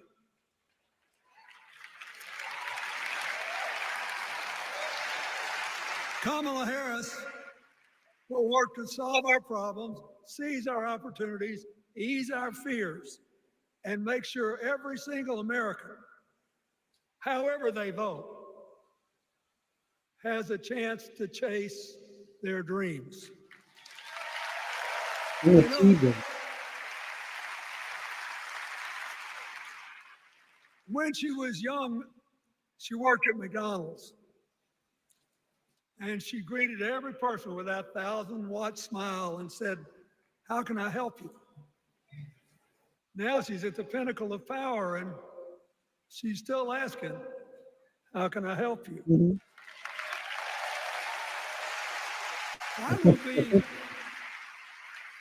I'll be so happy when she actually enters the White House as president, because she will break my record as the president who spent the most time at McDonald's. You're right. Okay. He was known to always eat at McDonald's. And Kamala used to work at McDonald's. But we got an election to win. Got work to do. And remember, we've got a guy that's pretty good at what he does. Donald Trump has been a paragon of consistency. Mm. He's still dividing, he's still blaming, he's still belittling other people. He creates chaos and then he sort of curates it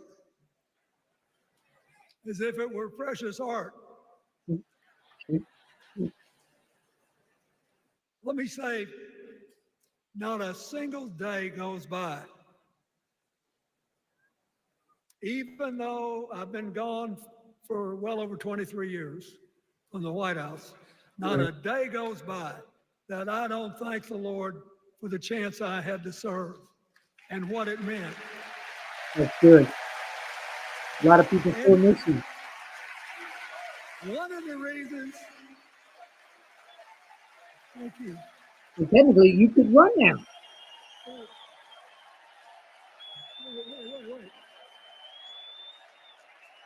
One of the reasons One of the reasons I love the job so much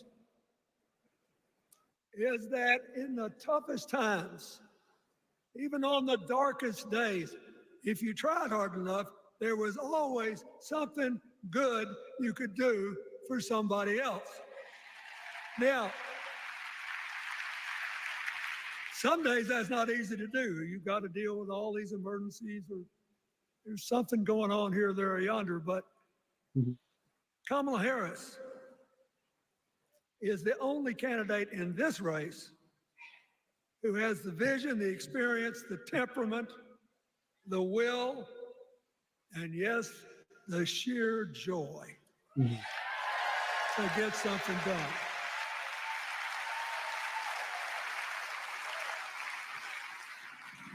I mean, look, what does her opponent do with his voice? He mostly talks about himself, right? So the next time you hear him, don't count the lies.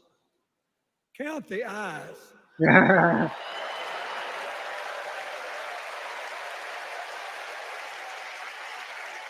Count the eyes.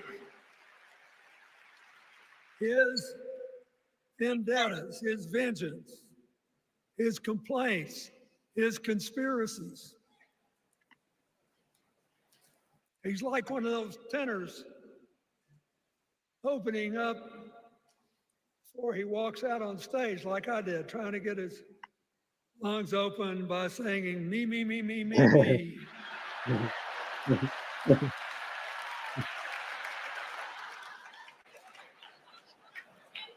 When Kamala Harris is president, every day will begin with you, you, you, you.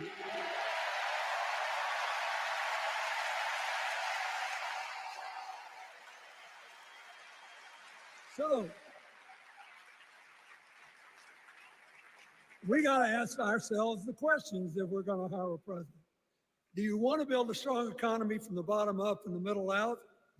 Or do you want to spend the next 4 years talking about crowd size? Ouch. You're going to have a hard time believing this, but so help me, I triple checked it. Since the end of the Cold War in 1989, America has created about 51 million new jobs. I swear I checked this 3 times. Even I couldn't believe it. What's the score? Democrats 50, Republicans 1. Ouch.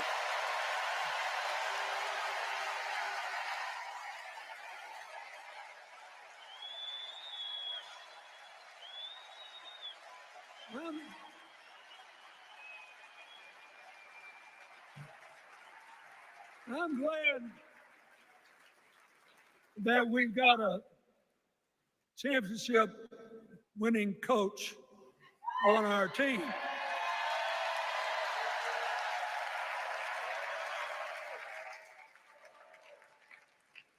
But even the most limited of us in what we know about football or any other sport knows that if you're got 50 and the other side's got 1, you're ahead.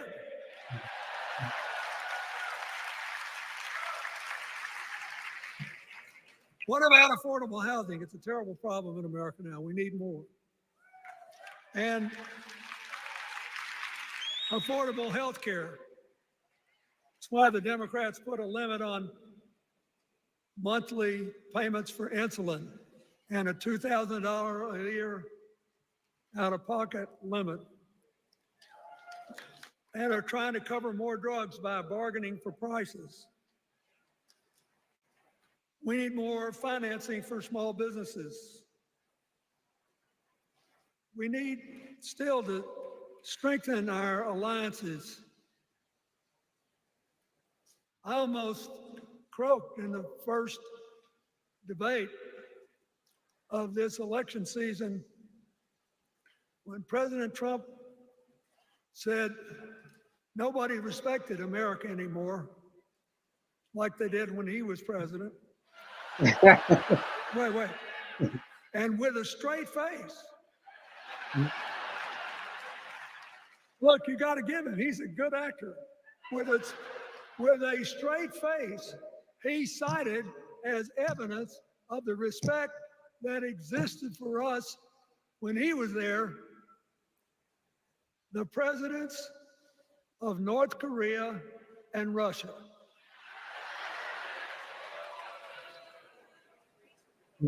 I'd rather have the people who respect us now.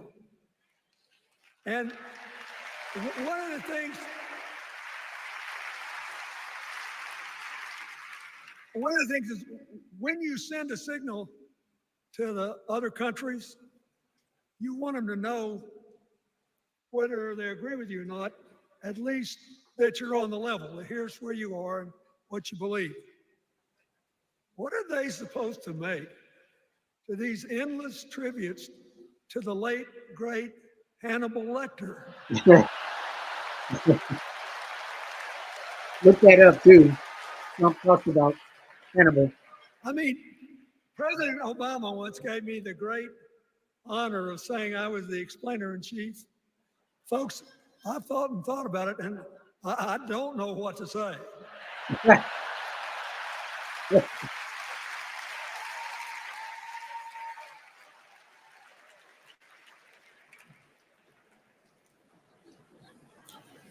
Like Hakeem Jeffries, I too want an America that's more joyful, more inclusive, more future focused.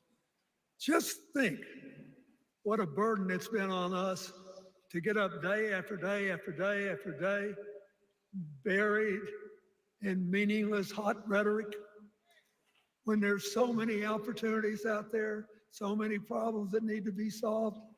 I want that. And that's the America Kamala Harris will lead. And she's already made her first presidential decision, and she knocked it out of the park when she asked Governor Tim Walz to be her nominee for vice president. Okay. They really love Tim. As they used to say when I was a young man growing up in Arkansas, you do not have to be all broke out with brilliance. You just look at Tim Walz, listen to him, follow his record as a teacher, as a coach in the National Guard, as a congressman, where he was the only Democrat, save one, elected in that district in more than 100 years. And he stayed a long time. And then he became a great governor. And by all accounts, he was a crack shot who had the courage among his rural constituents to say, we do not need these assault weapons available to people who can kill our kids in school.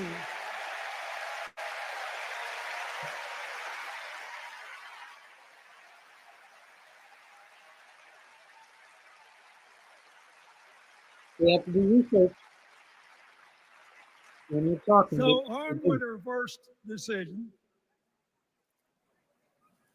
Kamala Harris confronts an interesting dilemma. We're going to walk out of here feeling pretty good, I think. We've got energy, we are happy, we feel like a load's off our shoulders. And we know we're just being asked to fight the same fight that the forces of progress have had to fight for 250 years.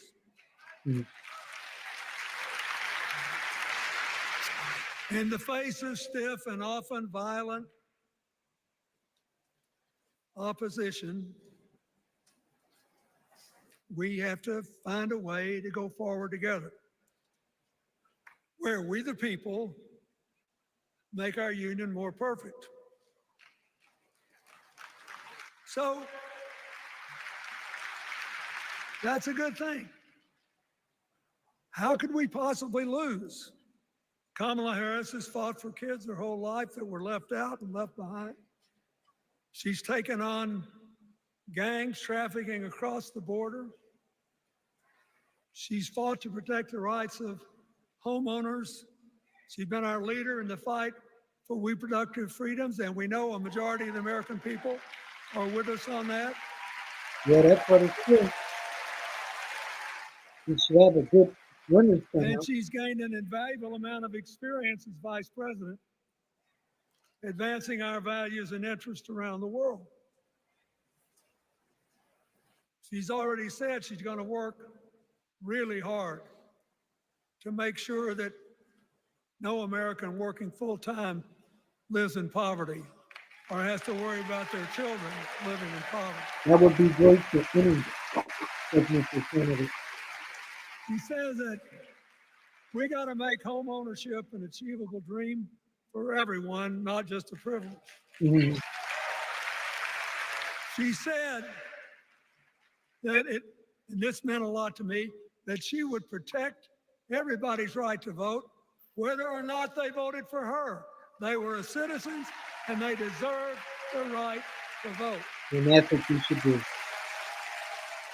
Protect that vote. Respect that vote. The other day, her opponent implied that as his people voted one more time, they'd be able to rig it from now on and they wouldn't have to vote again. Yeah.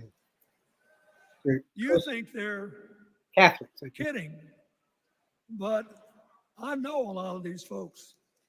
Most of them are really good people, but some of them think that they are bound to dominate America politically, economically, and socially, and they have to use politics to do it, and they should rig the system. I don't believe that. Me neither. And so here's what I want to tell you.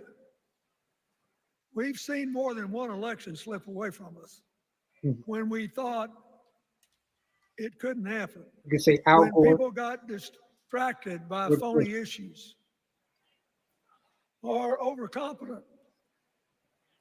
This is a brutal, tough business. I want you to be happy. One of the reasons that President-to-be Harris is doing so well is that we're all so happy.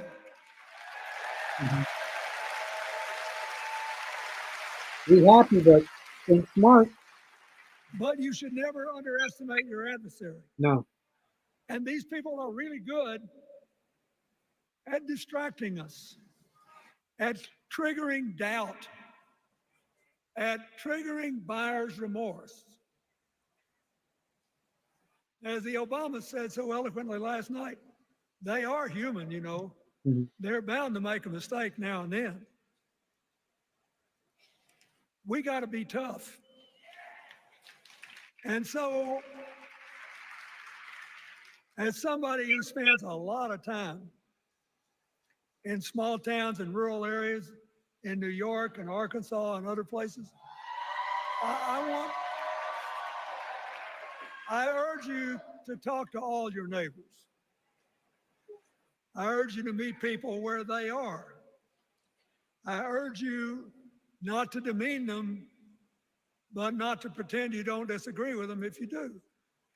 Treat them with respect, just the way you'd like them to treat you. Amen.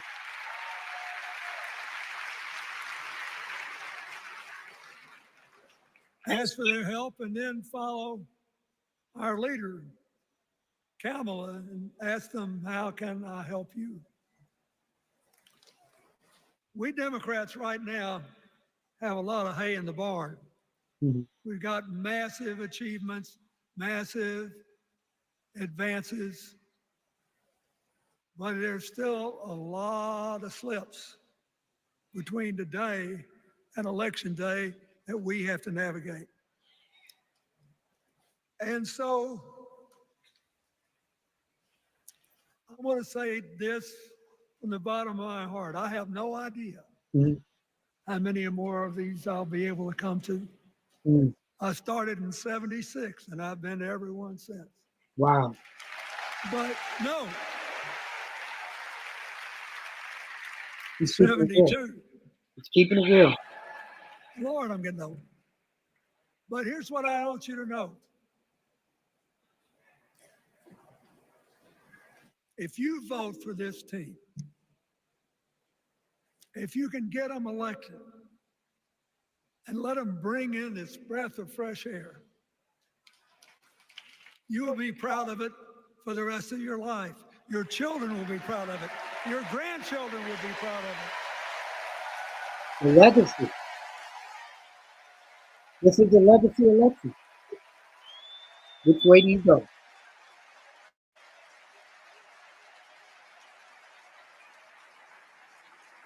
Take it from a man who once had the honor to be called in this convention, the man from Hope. Hmm? The We original. need Kamala Harris, the president of joy, to lead us. President Joy from So- President Hope. I'll be doing my part, you do yours. I'll see you when we're making a real joyful noise when the votes are counted. God bless you. And God bless America. So what do you think, guys? Ladies, President gentlemen? Bill Clinton on the stage. There is his wife, Secretary of State Hillary Clinton, smiling along with Chelsea, nodding throughout the speech. So the picture that you saw, the small picture, was his daughter, Chelsea. Look at Bill. Is he another person that you could say, wow, he just turned 78? Donald Trump is 78. Joe Biden's 82. Could he run again? Wow. There's Chelsea. Chelsea's a little bit older. She looks like her mom, though. I hadn't seen her in years. Man, was it good to see Bill Clinton, President Bill Clinton, the original person that dealt with hope and change. What did you think about that? You're watching Keeping It Honest. Yours truly, Anthony Parker Alexander. Day 2 of the Democratic Convention. What did you think of that? Man, it's been amazing, hasn't it? You have any comments or questions? You can email yours truly, parkerman2011 at gmail.com, parkerman2011 at gmail.com. We still have, this should be interesting, Nancy Pelosi coming up, I think, sometime. They changed the agenda, how they do this. Hakeem Jeffries, we heard from him. And let's see, Pete Buttigieg. Don't know if they're doing him or we've missed it. Josh Shapiro. Let's see who we have coming up now. As we're keeping it honest with yours truly, here's Nancy Pelosi. Let's hear what she has to say. I can't wait. Hello, California. Hello, Maryland. Hello, Democrats.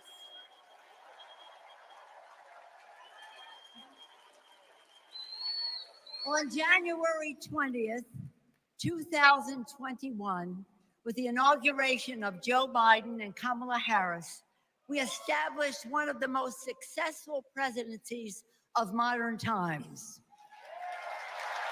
And we quickly proved that Democrats deliver.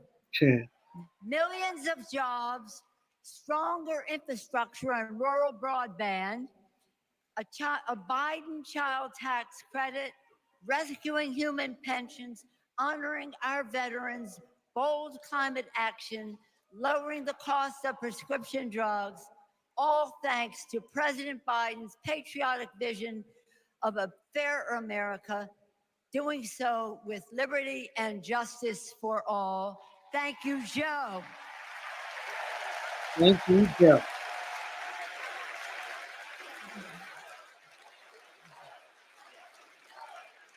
And I know that Vice President Harris is ready to take us to new heights. I've known Kamala Harris for decades. Personally, I know her a person of deep faith, which is reflected in her community care and service. Officially, she is a leader of strength and wisdom and eloquence on policy, most recently demonstrated fighting for women's right to choose. Politically, she is astute and strategic in winning difficult elections, quickly securing the nomination with dignity and grace, and choosing Tim Walz as our vice president. I had the honor of serving with Tim for 12 years in the Congress. He united Democrats, Republicans, and independents to turn a red district blue. He showed courage when he came to Congress in voting for the Affordable Care Act, meeting the needs of his constituents despite Republicans' lies and misrepresentation. When he went home, won the election, he returned to Congress. He fought for our Americans' heroes as the Democratic leader of the Veterans Affairs Committee. Thank you, Tim.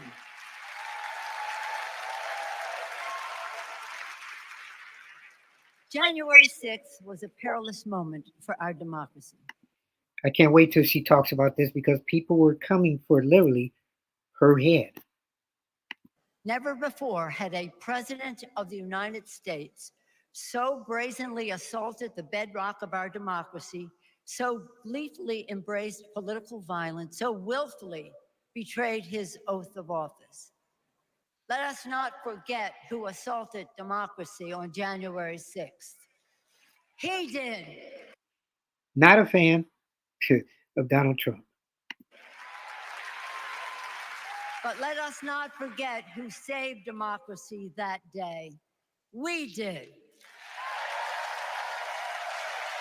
Because we kept it going. I like that saying. One was trying to prevent it, and the American people decided that's not going to happen.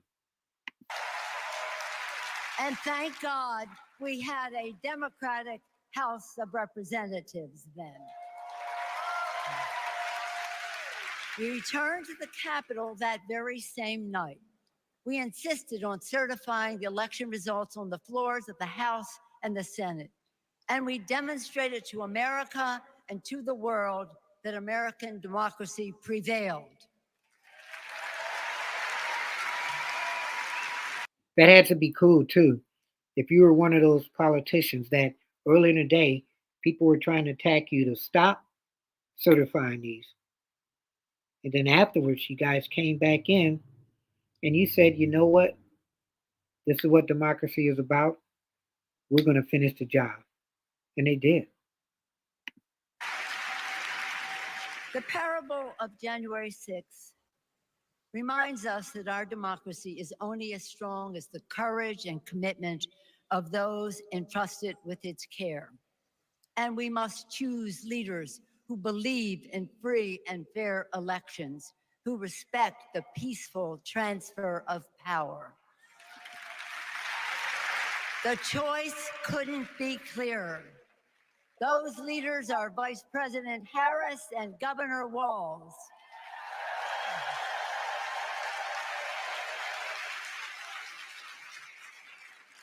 When the sun rose on January 7th, as our national anthem declares, we gave proof through the night that our flag was still there.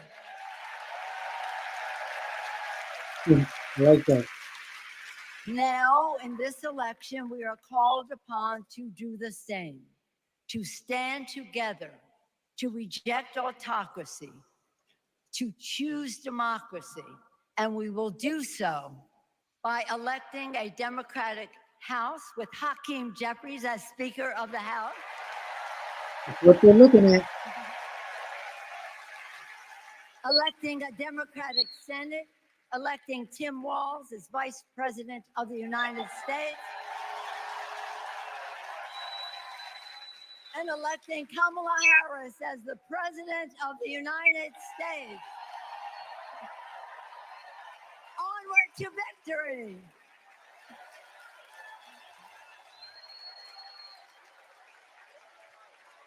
The former Speaker of the House, Nancy Pelosi, speaking.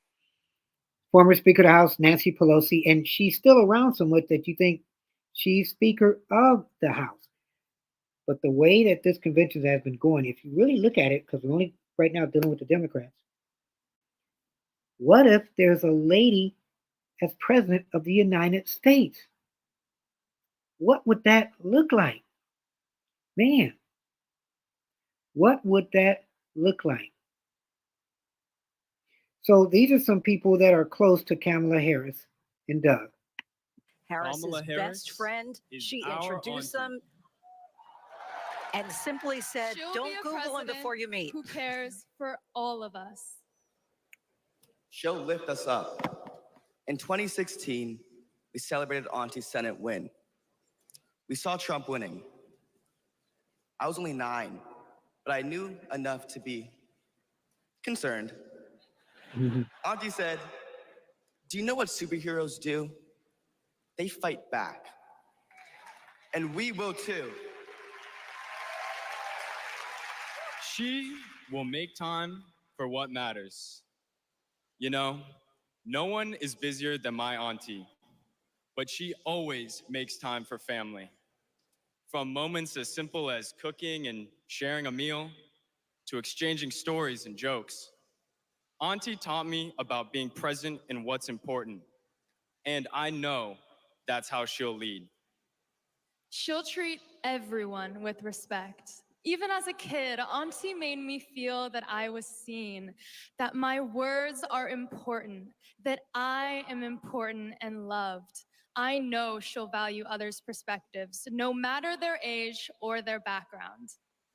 Auntie, we love you. We're so proud of you. And most importantly, you're a baller. As you'd say, let's win this thing. Let's win this thing. There you have it. On the left, Alexander Hudlin. That is Kamala Harris's godson. And to the middle and the right, Jasper and Artem Emhoff, her niece and nephew, Doug Emhoff, obviously the second gentleman. We're going to go to a break. Please Oprah welcome Winfrey and nominee for the... U.S. Congress in California. I'm just... All right. So that's interesting. Some of the kids that are related in some form or fashion to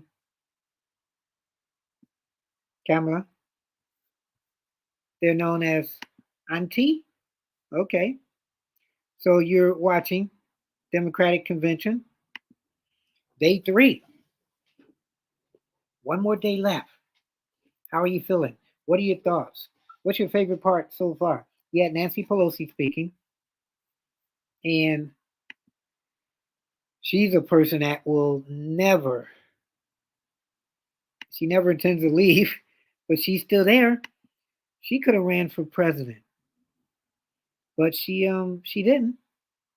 She's been out here, but she has power, and she's one that looks like she has never given up that power. So we're going to go to another station and see what they're talking about. You're watching Keeping It Honest. Yours truly, Anthony Parker Alexander. And this, what we're about to give you right now, is the president's, or Kamala's, brother-in-law. Make sure I got that right. And make sure I'm getting the right video.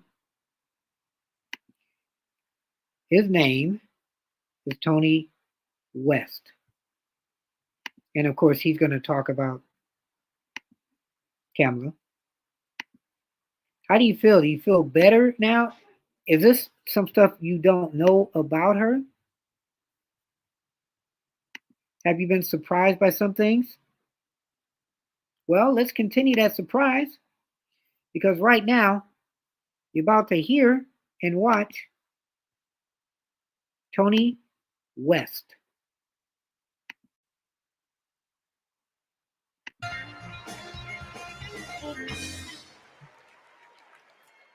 "35 years ago, in my first week at law school, I met a new classmate, Maya Harris. We became best friends, but the way Kamala tells the story, we'd already fallen in love by graduation day. And when Maya and I married, I not only gained a life partner I love, a daughter I adore, and a mother-in-law I revered, someone I affectionately called Mother Harris, I also gained a sister I cherish, Kamala.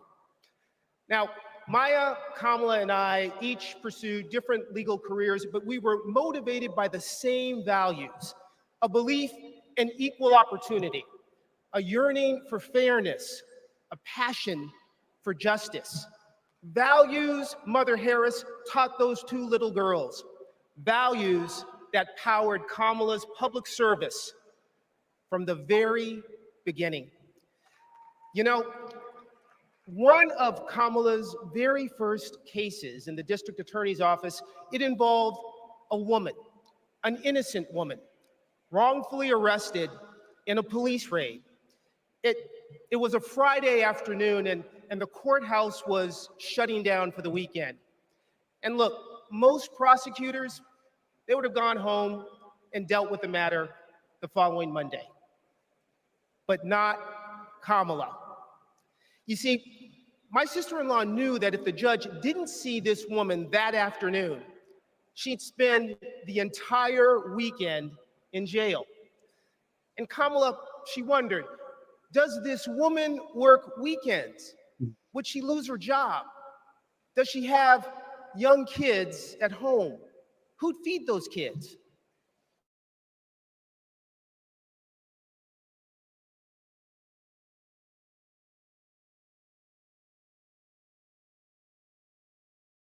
So Kamala pleaded for the judge to return, and that woman was released back to her family that night.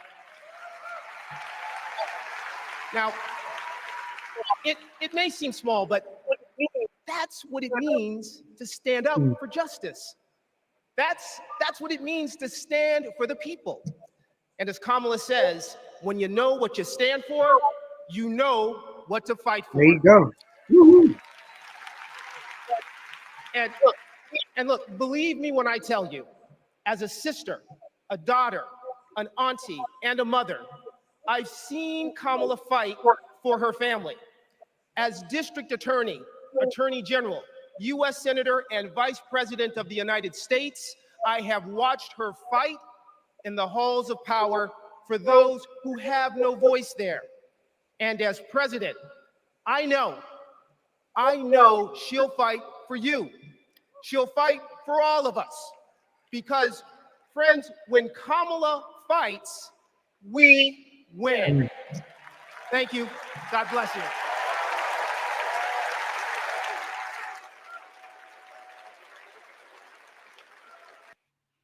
When Kamala fights, we win.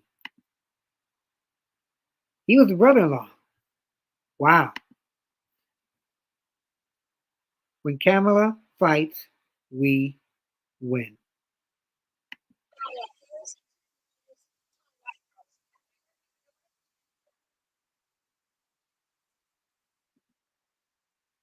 So here we go. California was the foreclosure crisis.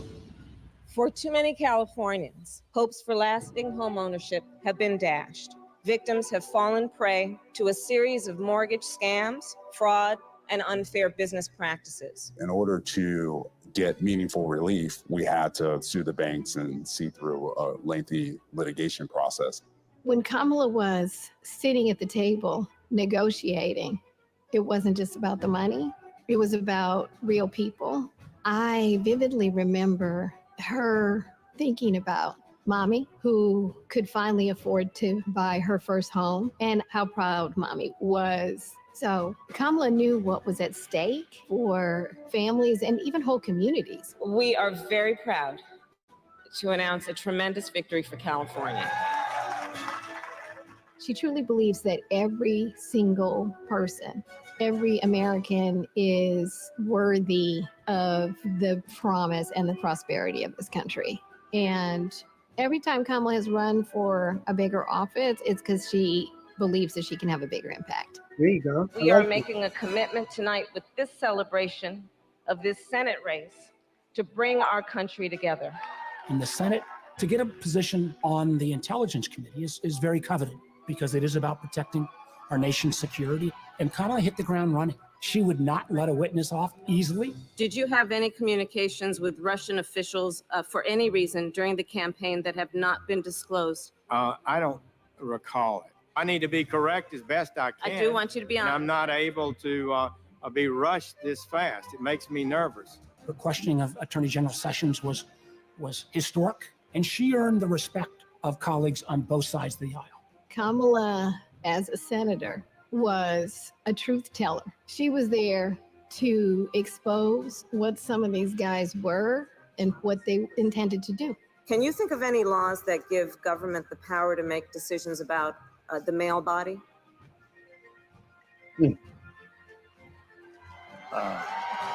Booyah. I'm not thinking of any right now, Senator. They didn't know what hit them. And in those moments, so many people saw her for the first time and saw how tough she was. Would you accept them recommending a charging decision to you if they had not reviewed the evidence? Well, that's a question for Bob Mueller. He's the U.S. attorney. I think you've made it clear, sir, that you've not looked at the evidence, and we can move on. She was tough back then. That did make her, when they saw her at these Senate hearings. Is she going to be a tough and fair president is the question. When she's on a mission, she is determined and relentless. When our fundamental values are being attacked, do we retreat or do we fight? I say we fight. If you want to go forward in this country, not go backward, then there is only one choice.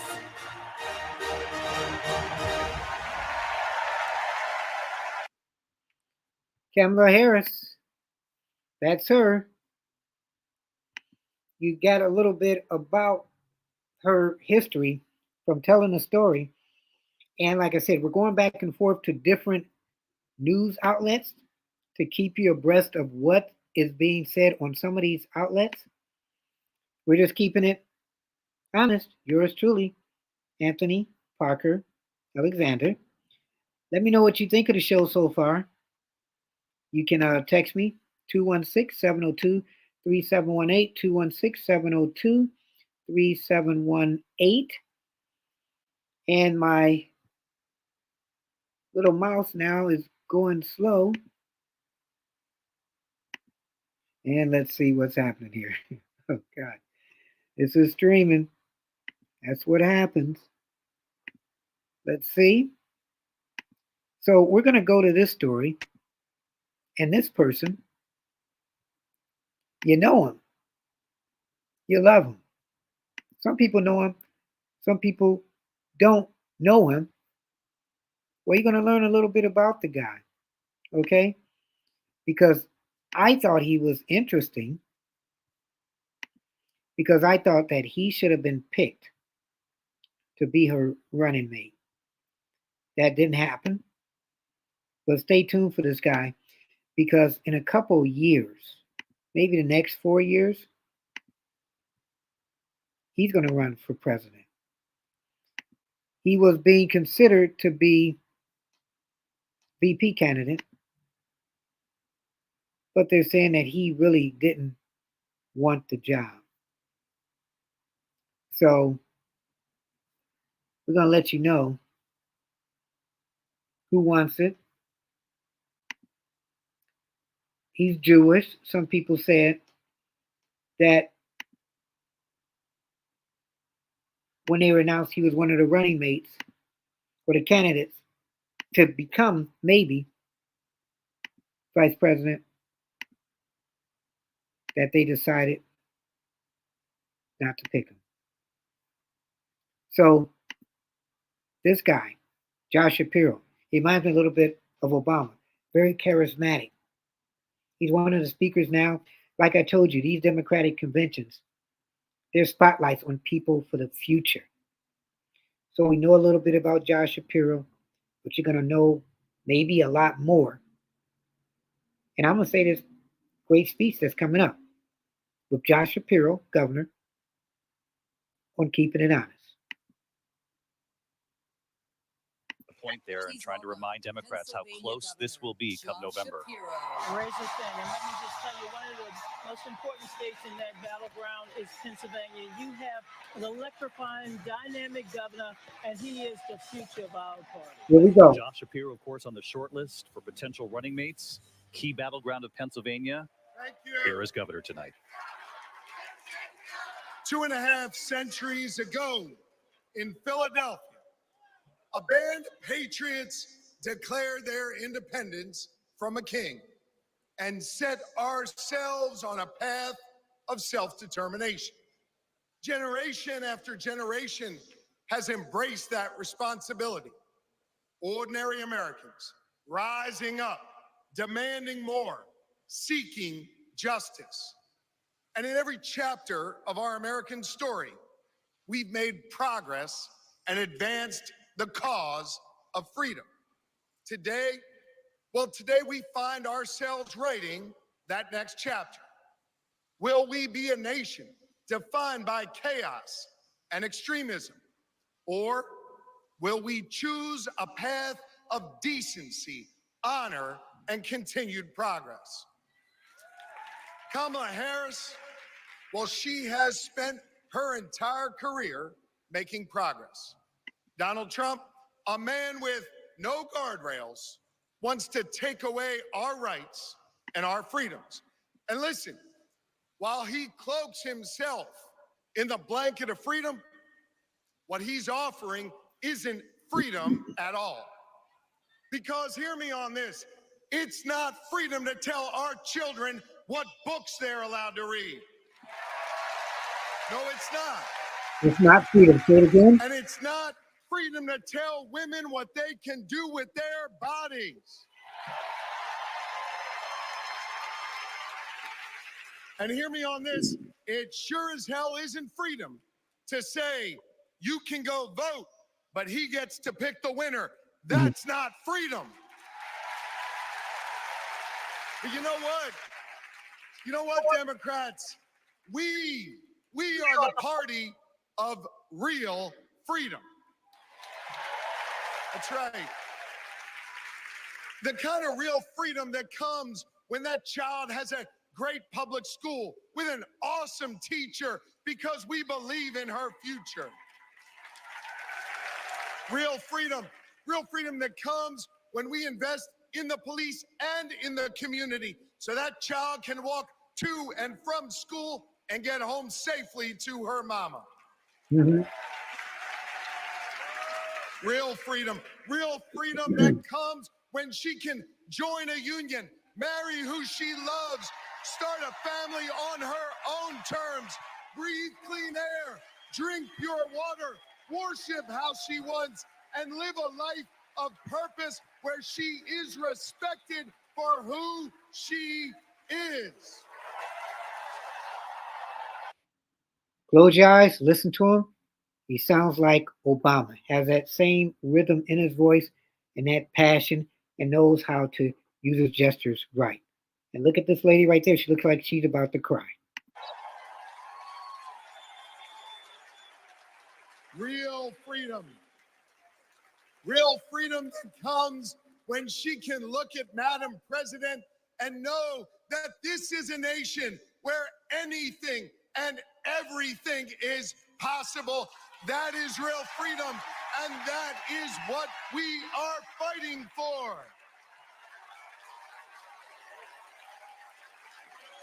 You know,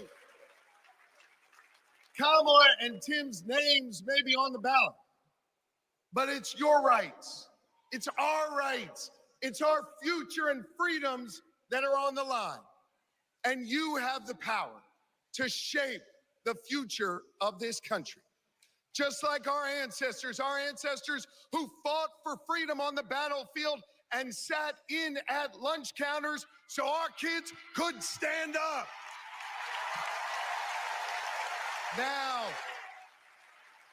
Now it's on us.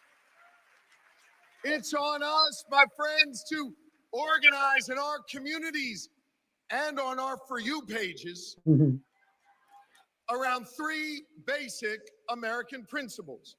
We value our freedom, we cherish our democracy, and we love this country. And listen,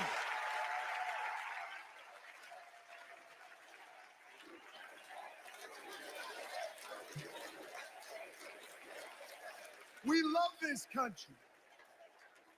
And listen, despite our challenges, hear me on this, I want you to know I have never been more hopeful because I see in all of you the enduring promise of America. E pluribus unum, out of many one. It's not merely a motto from the past, it's our direction for the future. You see, you all give me hope, and you all have the power. So let's use that power. Let's do the hard work necessary to win this election and write the next chapter in our American story.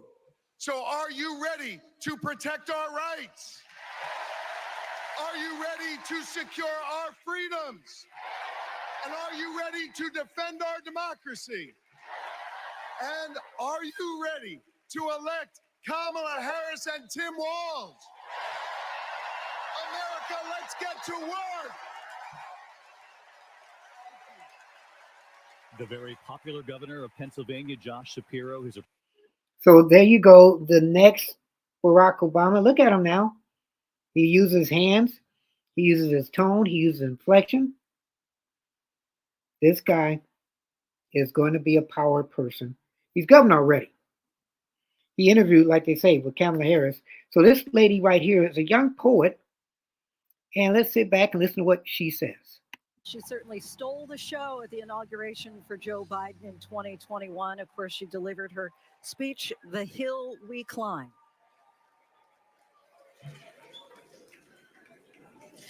We gather at this hallowed place because we believe in the American dream. We face a race that tests if this country we cherish shall perish from the earth, and if our earth shall perish from this country. It falls to us to ensure that we do not fall, for a people that cannot stand together cannot stand at all. We are one family, regardless of religion, class, or color. For what defines a patriot is not just our love of liberty, but our love for one another.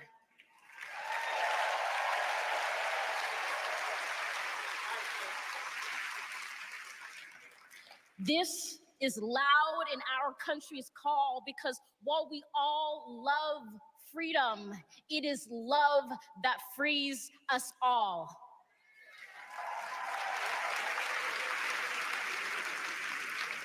Empathy emancipates, making us greater than hate or vanity. That is the American promise, powerful and pure. Divided, we cannot endure, but united, we can endeavor to humanize our democracy and endear democracy to humanity.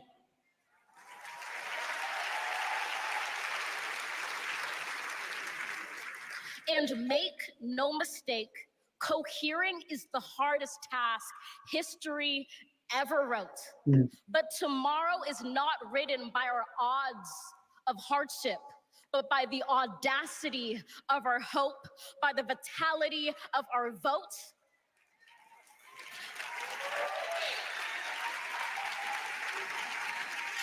Only now, approaching this rare air, are we aware that perhaps the American dream is no dream at all, but instead a dare to dream together.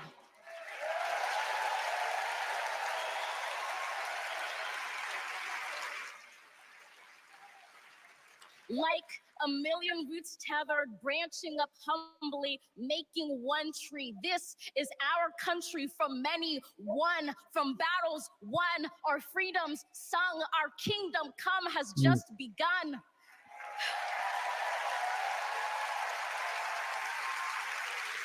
We redeem this sacred scene, ready for our journey from it. Together, we must birth this early republic and achieve an unearthly summit. Let us not just believe in the American dream, let us be worthy of it. Woo. With a new poem here at the Democratic Convention. Mic drop. Booyah. This young lady can tell a story. Look at her. You're watching Keeping It Honest. Yours truly, Anthony Parker Alexander. Continues in a moment. Oh, man. What do you think? ABC News live coverage of the What do you think? Wow. So while we're looking at that, you heard her. Coming up now, are you ready? There's somebody who we didn't know was going to come here. I didn't see her in the thing as far as, okay, she's going to be the next guest on the show, the next speaker on the show. But we have her here. And let me see if I can pull it up. You're going to be entertained by this person. Okay? The one, the only. Not going to tell you yet, because I'm going to give you a backstory. Okay? You saw the young poet. She came on. She talked. Oh, no, we're not doing that yet. You're not supposed to see that yet. Let me get rid of that. Whoa. That's what happens when you're doing a show one man. If you like what you're seeing, all the information we're giving you, you can go to our Patreon page. Type in patreon.com. And then you'll see 3 tiers. And you can contribute to whatever tier you like. All right? So what we want to show you now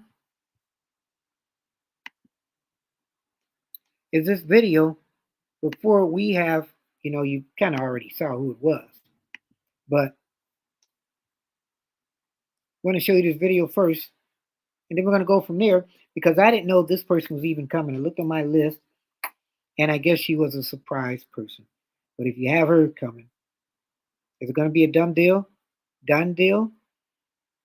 You go back to the Republican convention a couple of weeks ago, about a month ago. They did a great job. And you look at this, Democratic convention, they're doing a great job too. So let's show this first. My name is Jennings. My name is Dana. My name is Todd. And we believe in freedom. My name is Gina, and I believe in freedom. My name is Pat, and I believe in the freedom to work together.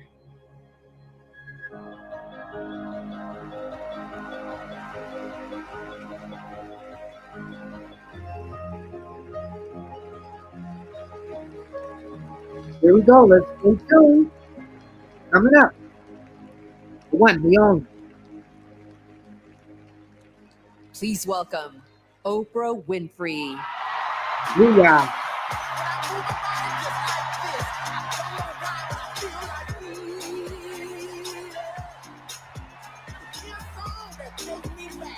Well, let me take the music out real quick. So you have the one, the only Oprah Winfrey.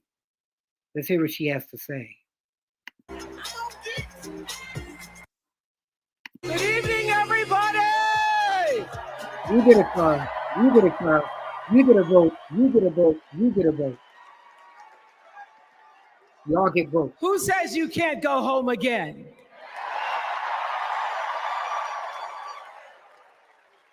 After watching the Obamas last night, that was some epic fire, wasn't it? Some epic fire. President Oprah? We're now so fired up, we can't wait to leave here and do something.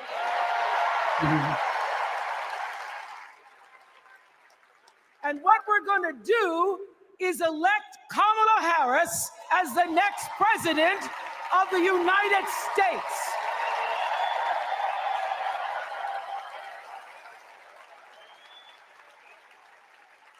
I am so honored to have been asked to speak on tonight's theme about what matters most to me, to you, and all of us Americans, freedom. You don't play freedom. There are people who want you to see our country as a nation of us against them, people who want to scare you, who want to rule you, people who'd have you believe that books are dangerous and assault rifles are safe, that there's a right way to worship and a wrong way to love, people who seek first to divide and then to conquer. But here's the thing. When we stand together, it is impossible to conquer us.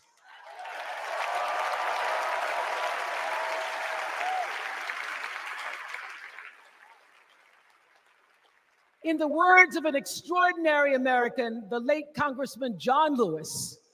Who I love. Great role model. He said, no matter what ship our ancestors arrived on, we are all in the same boat now.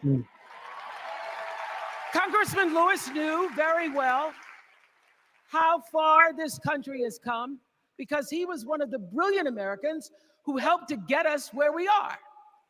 But he also knew that the work is not done. The work will never be done because freedom isn't free.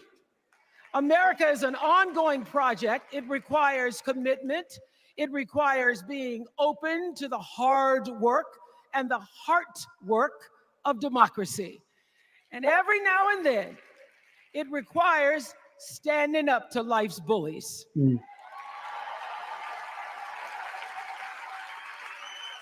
I know this. I've lived in Mississippi, in Tennessee, in Wisconsin, Maryland, Indiana, Florida, Hawaii, Colorado, California, and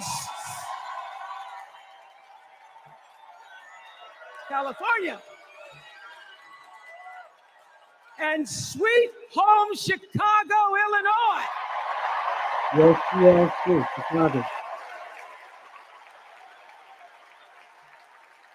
I have actually traveled this country from the redwood forest, love those redwoods, to the Gulf Stream waters. I've seen racism and sexism and income inequality and division. I've not only seen it, at times I've been on the receiving end of it. But more often than not, what I've witnessed and experienced are human beings, both conservative and liberal, who may not agree with each other, but who'd still help you in a heartbeat if you were in trouble. These are the people who make me proud to say that I am an American.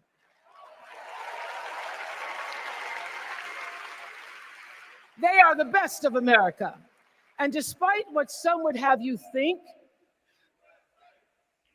we are not so different from our neighbors.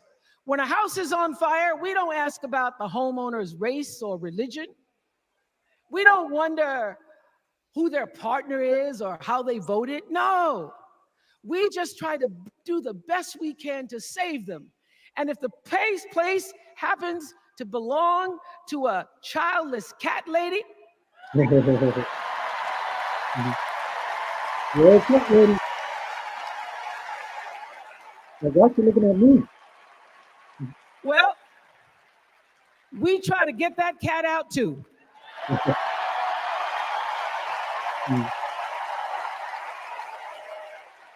Because we are a country of people who work hard for the money.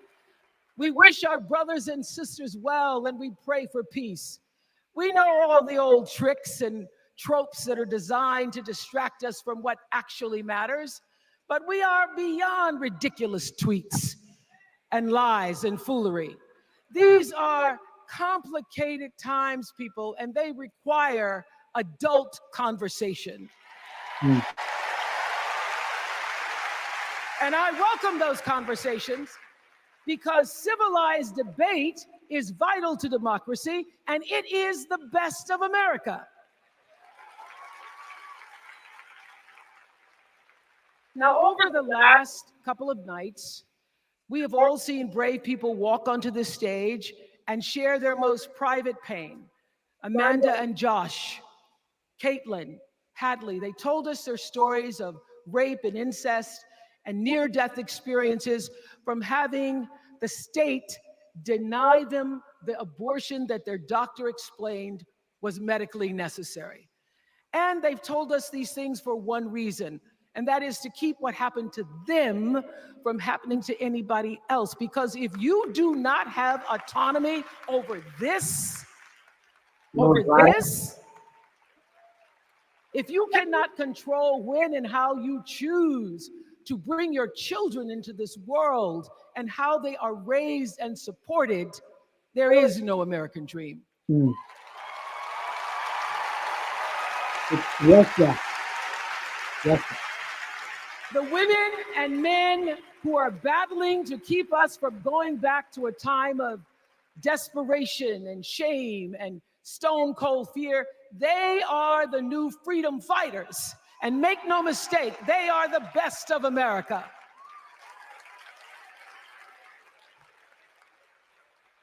I want to talk now about somebody who's not with us tonight.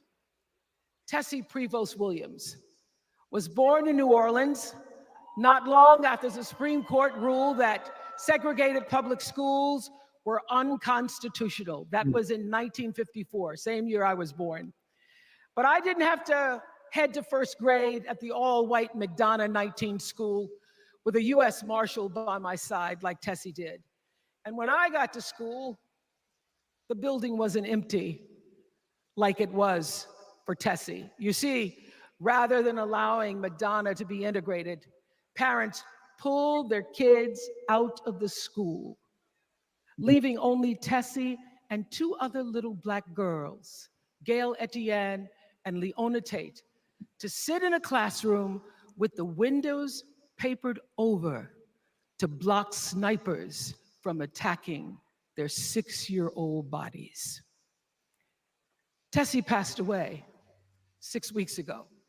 And I tell this story to honor her tonight because she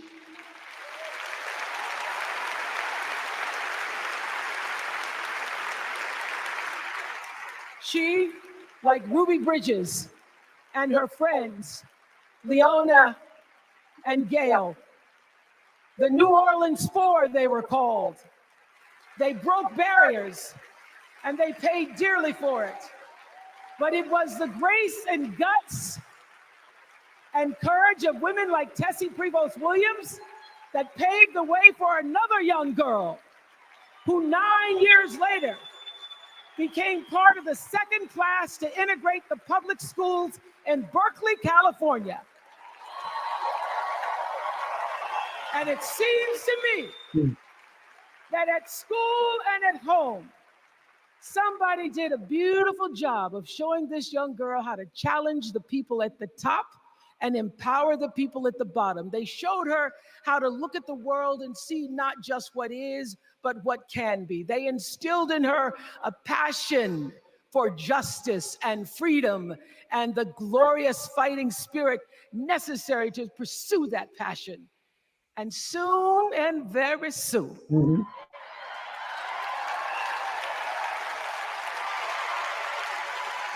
soon and very soon, we're going to be teaching our daughters and sons about how this child of an Indian mother and a Jamaican father, two idealistic, energetic immigrants.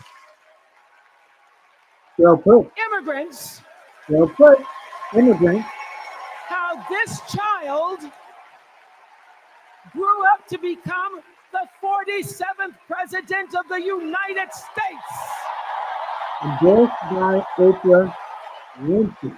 That is the best of America.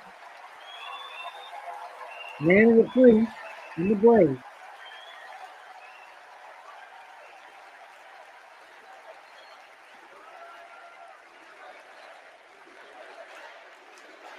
You know, let me tell you this. This election isn't about us and them. It's about you and me and what we want our futures to look like. There are choices to be made when we cast our ballot. Now, there's a certain candidate that says if we just go to the polls this one time, and we'll never have to do it again. Well, you know what? You're looking at a registered independent who's proud to vote again and again and again because I'm an American and that's what Americans do. Independent. What you want to? Voting is the best of America. And I have always, since I was eligible to vote, I've always voted my values. And that is what is needed in this election now more than ever. So I'm calling on all you independents and all you undecideds. You know this is true. You know I'm telling you the truth, that values and character matter most of all. In leadership and in life. And more than anything, you know this is true, that decency and respect are on the ballot in 2024.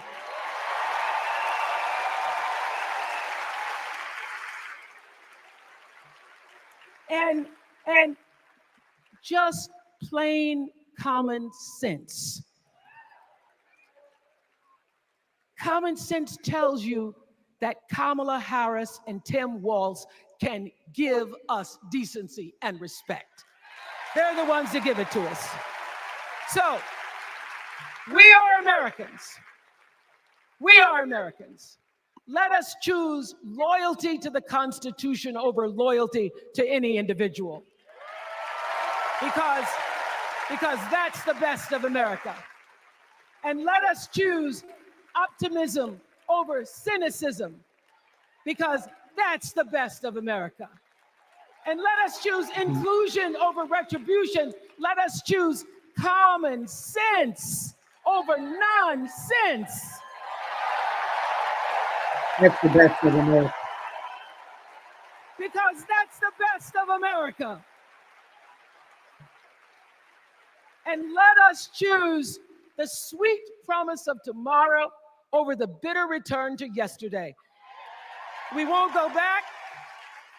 We won't be set back, pushed back, bullied back, kicked back. We're not going back. So what are you saying? Go back.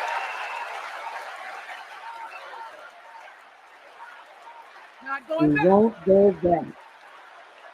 We're not going back. Not going back. Let us choose. Let us choose truth. Let us choose honor. And let us choose joy.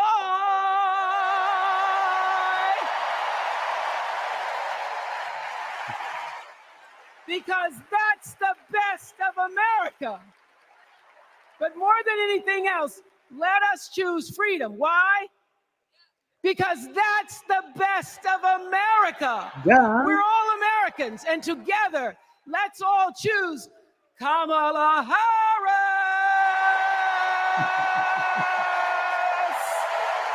Thank you, Chicago.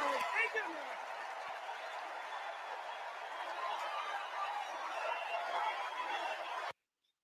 Oprah Winfrey. You get a vote. You get a vote. You get a vote. Surprise guest. Didn't see her any other announcements here for coming up. Wow. Man. A fight for our freedom. Let's listen in.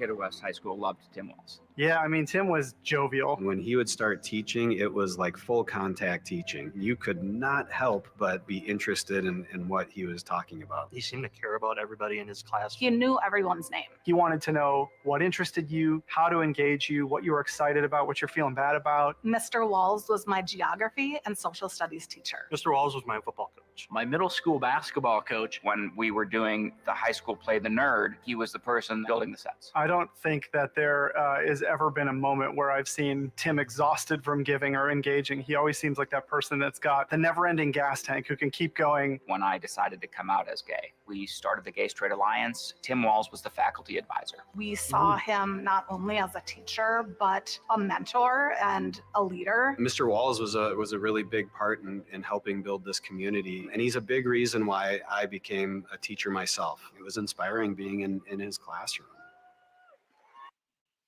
The interesting backstory for Tim Walz. And coming up now, I think, is Wes Moore of Maryland. Keeping it honest, yours truly, Anthony Parker. They're just whipping him by now. What do you think about this? Again, so far, here we go. Here's the governor. Thank you. Thank you. On March 26th, at 1:30 in the morning, a container ship, the length of 3 football fields, slammed into the Francis Scott Key Bridge in Baltimore, and the bridge collapsed. A port that drives 13% of our state's economy was now closed. Thousands of workers were hours away from waking up and realizing they no longer had a job. 6 Marylanders who'd been on the bridge in the middle of the night fixing potholes lost their lives. And one of the first phone calls that I got that morning started with these 3 words. Gov, it's Kamala. She said, I know you spoke to the president, and I want you to know we are here with you every step of the way. And I know you know this story too, so let's listen in and see how Kamala did. Now, I joined the Army when I was 17. In fact, I was too young to sign the paperwork. I had to ask my mom to sign the paperwork for me because I don't have bone spurs. Mm-hmm.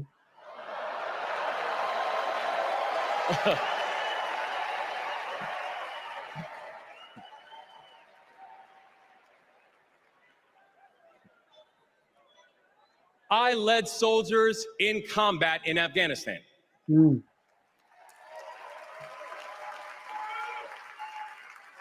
And my training taught me that you never learn anything about anybody when times are easy. You learn everything you need to know about somebody when times are hard and when the temperature gets turned up. And America, I saw that Kamala Harris is the right one to lead in this moment firsthand.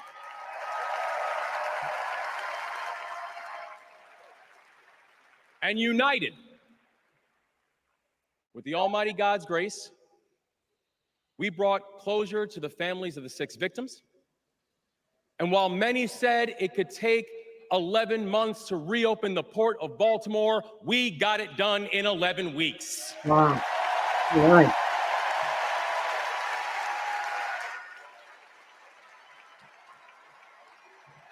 Because that is the story of America. We are a nation of patriots who serve when the mission is hard and who serve when the destination is uncertain. And I know our history is imperfect. The unevenness of the American journey has made some skeptical. But I'm not asking you to give up your skepticism. I just want that skepticism to be your companion and not your captor. Okay. And I'm asking that you join us in the work. Because making America great doesn't mean telling people you're not wanted. And loving your country does not mean lying about its history.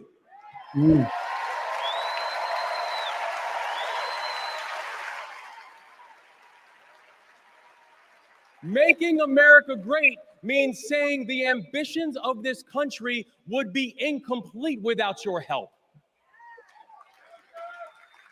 It's the legacy of those 6 workers who fixed potholes on a bridge while we slept, who were born in a different country, but who knew that America was big enough for them too. Everybody coming together to make it work. It's the journey. It's the journey of a man raised by a remarkable immigrant single mom, a man who felt handcuffs on his wrist at 11 years old, who now stands before you as the 63rd governor of Maryland and the first Black governor in the history of our state. Amen to that. Claudia. Governor Westmore of Maryland. It's the story. It's the story of a prosecutor who defended our freedoms and had Maryland's back when we needed it most. And now, MVP, we've got your back as well.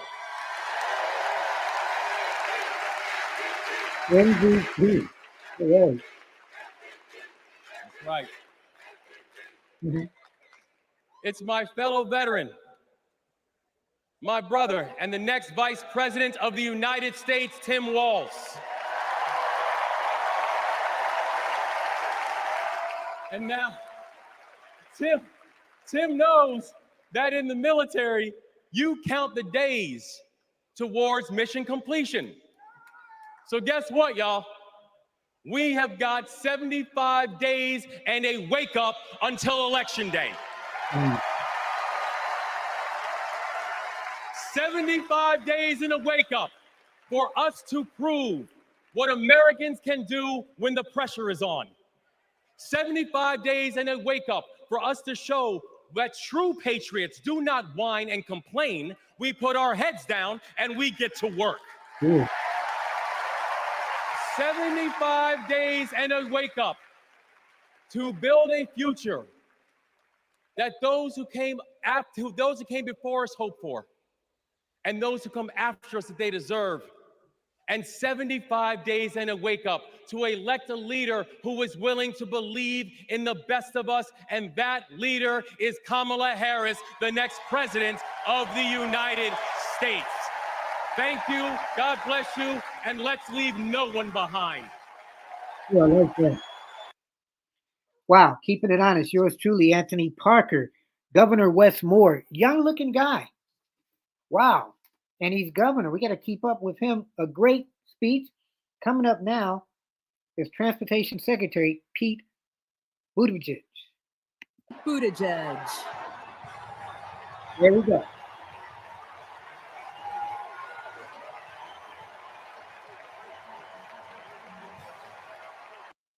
And he ran for president too in 2020.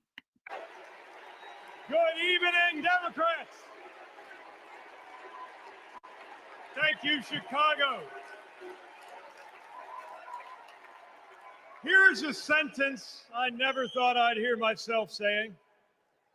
I'm Pete Buttigieg, and you might recognize me from Fox News. I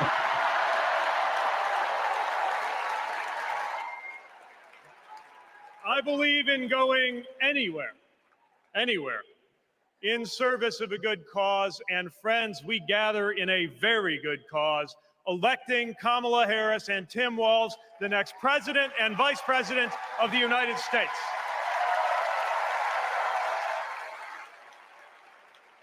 The choice could not be clearer.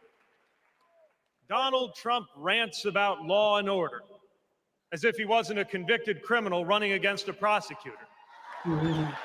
As if we were going to forget that crime was higher on his watch. Talks about the forgotten man, hoping we'll forget that the only economic promise that he actually kept was to cut taxes for the rich. And don't even get me started on his new running mate. Ooh. Get started. I want to hear it. At least Mike Pence was polite. J.D. Vance is one of those guys who thinks if you don't live the life that he has in mind for you, then you don't count. Someone who said that if you don't have kids, you have, quote, no physical commitment to the future of this country. You know, Senator, when I deployed to Afghanistan, I didn't have kids then. Many of the men and women who went outside the wire with me didn't have kids either. But let me tell you, our commitment to the future of this country was pretty damn physical. Yeah.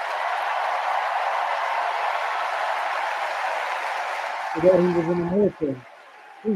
Also there. Choosing a guy like J.D. Vance to be America's next vice president sends a message. And the message is that they are doubling down on negativity and grievance. Committing to a concept of campaigning best summed up in one word: darkness. Darkness is what they are selling. The thing is, I just don't believe that America today is in the market for darkness. He is, right? I believe America is ready for a better kind of politics. Yes, politics at its worst can be ugly, crushing, demeaning, but it doesn't have to be. At its best, politics can be empowering, uplifting. It can even be a kind of soul craft.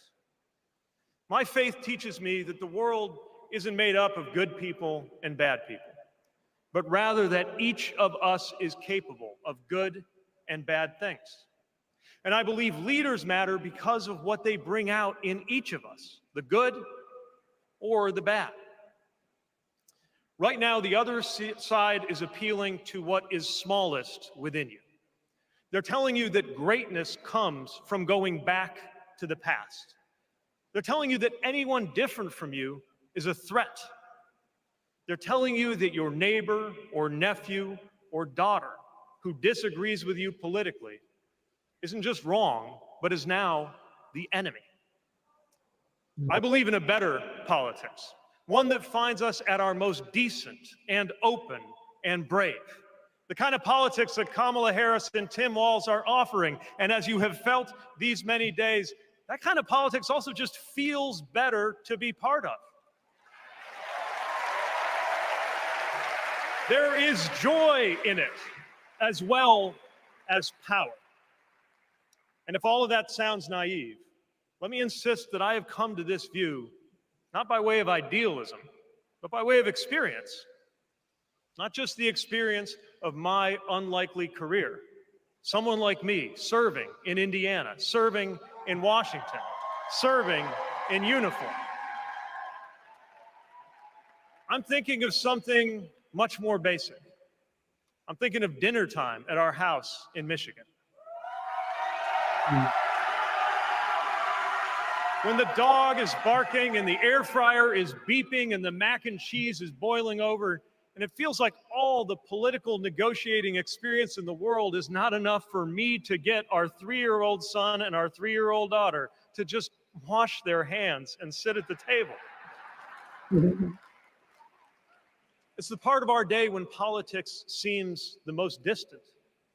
And yet the makeup of our kitchen table, the existence of my family, is just one example of something that was literally impossible as recently as 25 years ago, when an anxious teenager growing up in Indiana wondered if he would ever find belonging in this world. Talk about himself.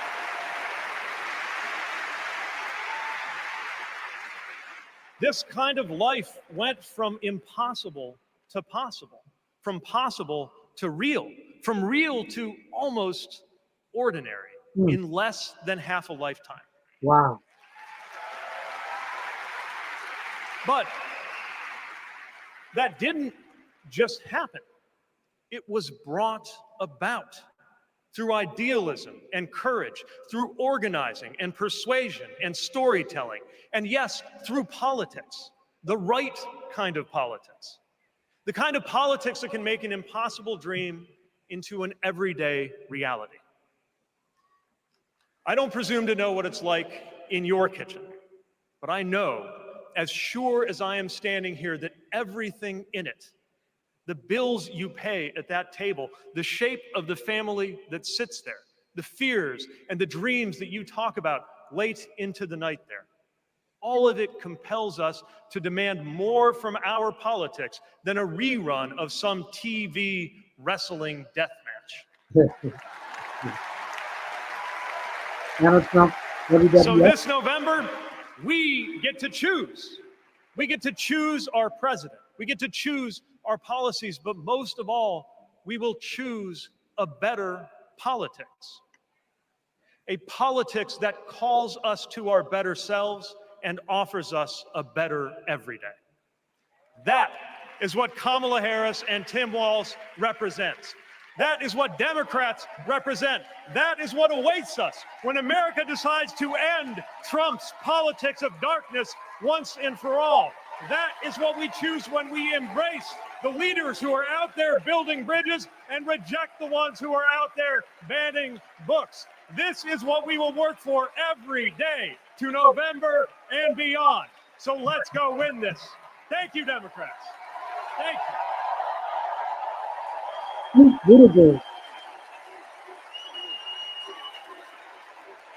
What do you think? I have been impressed so far from everybody who I've seen, which kind of surprised me. Let's go back to this video. Always busy. And like he says, you get enough time to sleep when you're dead. I first met Governor Walz and Congressman Walz when I was transitioning out of the Marine Corps, going back to school. He really wanted to know what the experience was of those that were actually using the GI Bill to be improved. It seemed to be a continuation of focus on improving the lives of veterans. Governor Walz in our unit always would say his catchphrase was, "We'll get it done." And we always did. The way I've seen him carry himself over the years in Congress and the way he works for veterans, there's no excuse making, there's no scapegoating. It's just accomplish the mission. Governor Walz has been that way and always will be that way. Having Governor Walz on the House Veteran Affairs Committee was instrumental in getting the post 9/11 GI Bill not only introduced, but also passed. When Governor Walz wants change, it'll happen. Back to the Guard. We'll get it done. All right. Please welcome EGOT-winning multi-platinum artist and activist, John Legend. We cannot play John Legend and Sheila E. Unfortunately. For the copyright. But to make sure I check them. There we go. So one thing I found out as far as doing streaming, you have to be careful of some of the music rights. When you had the roll call, couldn't play the roll call because there was music all throughout the roll call, and there's a thing called copyrighted music. Some things you can get away with, some things you can't. I'm learning as I do these shows that there's some songs you just can't have as you're doing a streaming show. I was doing a show, about Cassie, and couldn't really play anything from P. Diddy because, he's music. So, and even with, this is interesting,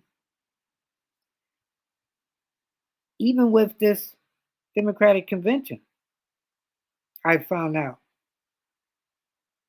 that you got to be careful of what you play and let play. So, what do you think so far? Keeping it honest, keeping it simple, keeping it real. Have you liked it so far? I hope you have. It's been a lot. I've been impressed with Pete Buttigieg, which he just talked, Transportation Secretary. Speaker Emeritus, Nancy Pelosi, was kind of like the smallest one for me. Former President Bill Clinton, who still could have run. Tim Walz is coming up. And this is the theme night of Fight for Our Freedom. And don't forget the one, the only Oprah. And she looks really good for 70 years old. Wow. Man, that's crazy. Thank you for supporting us. Don't forget to like, and please don't forget to subscribe. Keep building, keep helping us build. This is day 3 of the convention. Gonna go and see down the way what the next person is talking about before we have Governor Weiss come on. That Minnesota is known as the land of vice presidents, and we've got another great one on the way. And she's been out there making the case and defending Tim Walz against any attacks from the Republican side. Yeah, and that is certainly their hope that they're going to see another vice president head to the White House for Minnesota. We've now entered the Minnesota portion of the evening, of course. And what also strikes me is that we are also hearing tonight, more understandably, about someone else we haven't heard a lot about tonight, and that's J.D. Vance. You have heard in all of the speakers, or many of the speakers so far leading into this, mentioning, as Pete Buttigieg did, the threat that they feel that he poses, that this argument that Republicans or the Democrats feel this ticket is more divisive, more dangerous, and countering that with that three-letter word that we keep hearing over and over again, joy. And I think you're going to continue to hear that argument, and perhaps even Walz mentioning J.D. Vance as well. Even Oprah alluding to J.D. Vance with the fire in the house and the cat. Mm-hmm. Oprah saying we would save the cat too. Senator Amy Klobuchar on stage. Okay. All right. Here we go. That was a warm-up act. On behalf of the great state of Minnesota, where purple reigns, Brent, I stand before you in support of our next vice president, Tim Walz. and she ran for president too. In Minnesota, we trust a coach who turned a team that was 0-27 into state champions. In Minnesota, we trust a hunter who has stood in a deer stand in 10-degree weather. In Minnesota, Not much there. we trust a candidate who has made a viral video on how to change a burnt out headlight. Okay. And I know we aren't alone, but in Minnesota, we love a dad in plaid. That's cute. Coming from the Obama team, saying he wears a lot of plaid. So Tim and I go way back. He taught high school right down the road from where my husband John grew up. My mother-in-law even brought him and Gwen a Parmesan chicken dinner when their son was born. That's what we do in America. We look out for our neighbors. Tim has been doing that his whole life, on the farm and in the factory, with his students and his fellow service members. And the truth is, that matters. Who better to take on the price of gas than a guy who could pull over to help change your tire? Who better to serve our nation than a guy who has served in uniform? Who better to find common ground than a guy with Midwestern common sense? A former football coach knows how to level the playing field. And a former public school teacher knows how to school the likes of J.D. Vance. Now, What you've done with your life matters, and what you do with power matters too. Tim has delivered paid leave, school lunches, and the biggest tax cut in Minnesota history. he's like A a good Democrat governor. from a red district in a purple state, Tim has brought Minnesota together. And together with Vice President Kamala Harris, I know he will do the same for our nation. America, there is so much that we share, so much that connects us. Way up north in Minnesota, out of Lake Itasca, flows the Mississippi River. It starts small and it grows wider. It flows down to Wisconsin and to Iowa. It goes down to Illinois and to Missouri. It goes to Kentucky and Tennessee. It goes to Arkansas and it goes way down to Mississippi. And then it goes all the way down to New Orleans, Louisiana, where the spirit of our nation's resilience abounds. So let us commit here and now to cross the river of our divides to get to a higher ground. And let us join together to elect Kamala Harris and Tim Walz.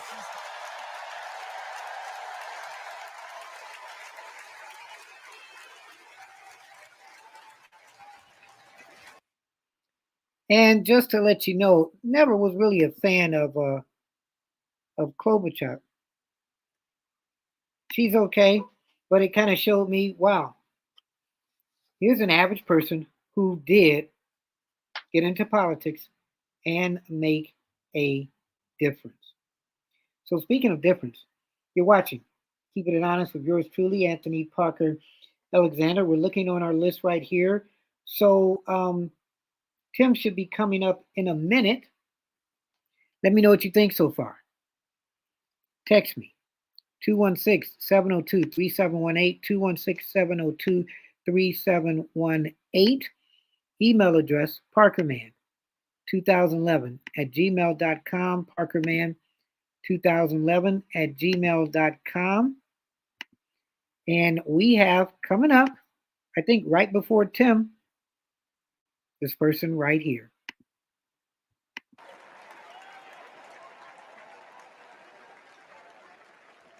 Please welcome Ben Ingman from Minnesota.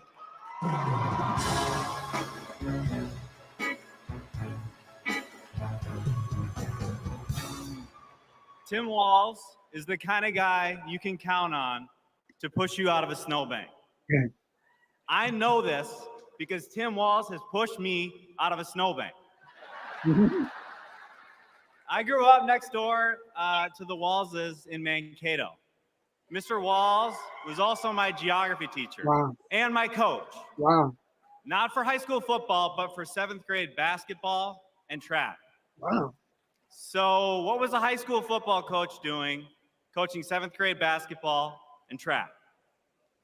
Well, there was a kid in the high school who couldn't afford to pay for lunch, and he ran up a lot of debt. And Tim and Gwen decided they'd help pay it off. They started calling around the district to see if there were any positions they could fill to make a little extra money, and that's how he wound up coaching us 7th graders. That's right. Coach Walz got us excited about what we might achieve together. He believed in us, and he helped us believe in each other. And his leadership stuck. That track team went on to win a state title, just like the football team. Okay. That's right. Speaking of which, come on out, Scarlets. Yeah. 19 high school as well. That was a football team. I guess.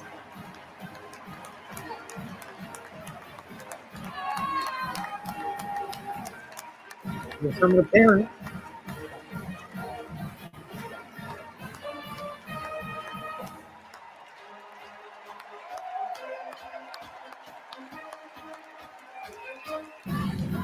Maybe some older, maybe they're coaches?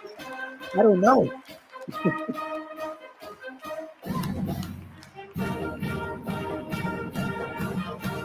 All right. I feel like we're back in high school. Go team! Woo-hoo.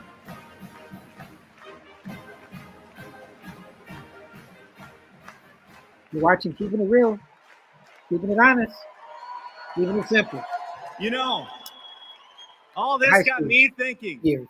about the kinds of leaders we need. We want the people in charge to be genuine, compassionate, and trustworthy. The thing is, there are people in our neighborhoods who fit this description. The kind of people who display quiet leadership by helping kids pay for their lunches, by bringing teams together to believe in each other. And when we're stuck in the snow, they push us out. Yeah. Well, in my neighborhood, we always wish that people like that would run for office. Well, there you go. In my neighborhood, someone like that did run for office. Wow, from coach And he's going to be a wonderful vice president. to governor, Thanks to very much. possibly vice president. Wow. I love that history. They put it together good. Out here in the wide open spaces, we are reminded of the values we share: a commitment to community, country, and standing up for what's right. Tim Walz grew up in a small town in Nebraska where he spent summers working the family farm. There were just 24 students in his graduating class. Wow. His dad served during the Korean War, and that meant a lot to Tim. So he enlisted right after his 17th birthday and served 24 years in the National Guard, rising to Command Sergeant Major. You get that Tim right. went to college on the GI Bill and became a social studies teacher. That's where Tim and I met. We shared a classroom with a divider right down the middle. His classroom was a lot louder than mine, but I could hear how engaged his students were. Tim taught for over 15 years, and he coached football, helping lead the team to a state championship after 0 wins just a few years before. Tim taught them how to believe in themselves and that we're all in this together. When one of our students started the school's Gay Straight Alliance, Tim agreed to serve as faculty advisor because he knew how impactful it would be to have a football coach involved. He inspired his students, and he changed lives. He is just so joyful in everything that he does, but I think also standing up for, what he believes to be right, stands up to bullies.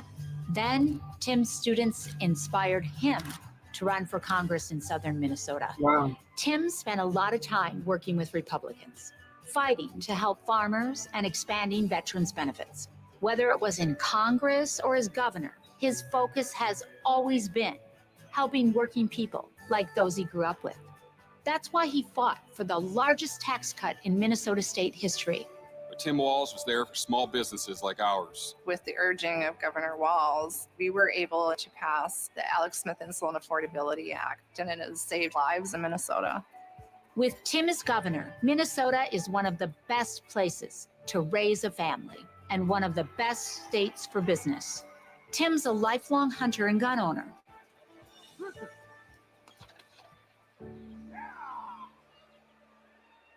But after the Sandy Hook school shooting, he knew that we had to do something. So he's fought for background checks and red flag laws. Okay. But of all the things he's done, Tim loves being a dad. We struggled to have kids, and fertility treatments made it possible. There's a reason our daughter is named Hope. Hope and Gus mean the world to us. Governor Walz making good on a promise to his son and family yesterday by getting them a puppy. Then we're going to go get some food, corn dog. I'm vegetarian. Turkey then. And Turkey's meat. Not in Minnesota, turkey special. He's as at home on a farm, a fishing boat, a football field, or a factory floor as he is on the floor of Congress. Tim's commitment to service all comes back to the values we grew up with. Love your country, help your neighbor, and fight for what's right. Because that's what America is all about. 2 middle-class kids.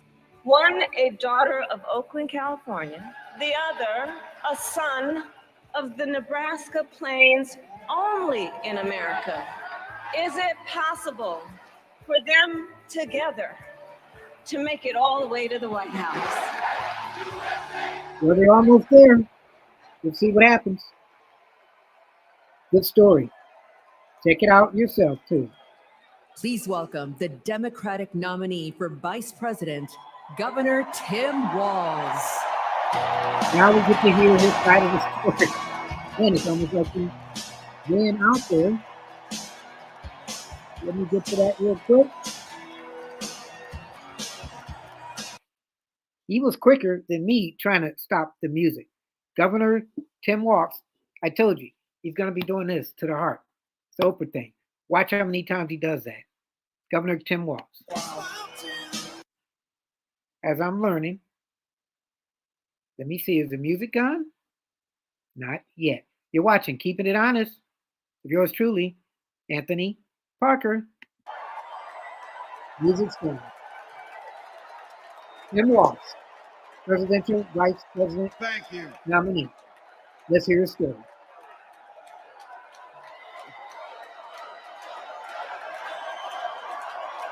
Okay, here we go. He's going to do his hands. Wow. Well, thank you. Thank you, first of all, to Vice President Harris. Thanks for putting your trust in me and for inviting me to be part of this incredible campaign. And a thank you to President Joe Biden for 4 years of strong, historic leadership.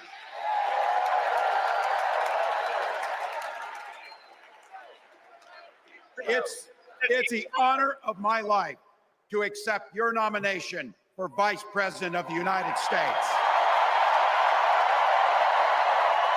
It would be my honor too.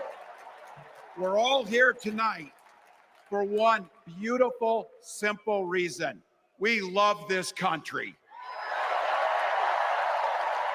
So thank you to all of you here in Chicago and all of you watching at home tonight. Thank you for your passion. Thank you for your determination. And most of all, thank you for bringing the joy to this fight. I wonder if he's using a teleconference. Now, I grew up in Butte, Nebraska, a town of 400 people. I had 24 kids in my high school class, and none of them went to Yale. But I'll tell you what, growing up in a small town like that, you learn how to take care of each other. That family down the road, they may not think like you do. They may not pray like you do. They may not love like you do, but they're your neighbors. And you look out for them, and they look out for you. Everybody belongs, and everybody has a responsibility to contribute. For me, it was serving in the Army National Guard. Okay, here we go. I joined up 2 days after my 17th birthday, and I proudly wore our nation's uniform for 24 years. Very good. My dad, a Korean War era Army veteran, died of lung cancer a couple years later. He left behind a mountain of medical debt. Thank God for Social Security survivor benefits. And thank God for the GI Bill that allowed my dad and me to go to college, and millions of other Americans. Eventually, like the rest of my family, I fell in love with teaching. Three out of 4 of us married teachers. I wound up teaching social studies and coaching football at Mankato West High School. Go Scarlets. We ran a 44 defense. We played through to the whistle on every single play, and we even won a state championship. Never closed the yearbook, people. But it was those players and my students who inspired me to run for Congress.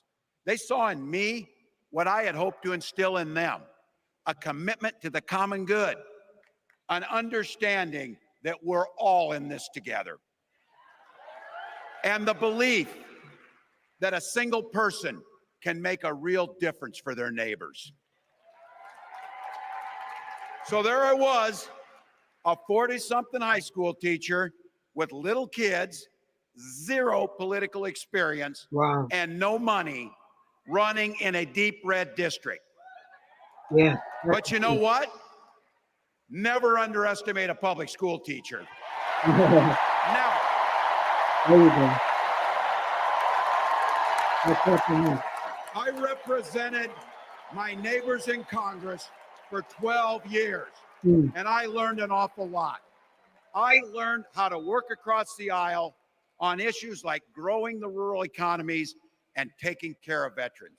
And I learned how to compromise without compromising my values. Love that, folks. Then I came back to serve as governor, and we got right to work making a difference in our neighbors' lives. We cut taxes for the middle class. We passed paid family and medical leave. We invested in fighting crime and affordable housing.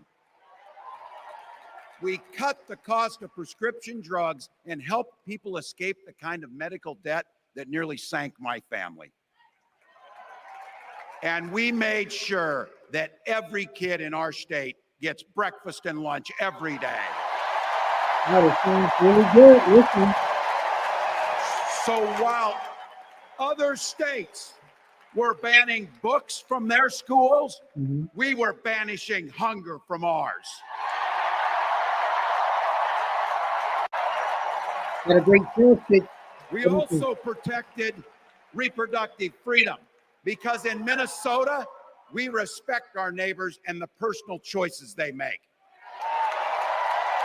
And even if we wouldn't make those same choices for ourselves, we've got a golden rule.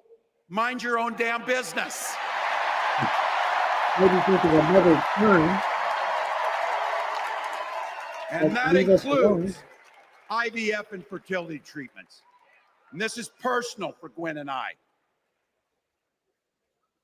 If you've never experienced the hell that is infertility, I guarantee you, you know somebody who has. And I can remember praying each night for a phone call.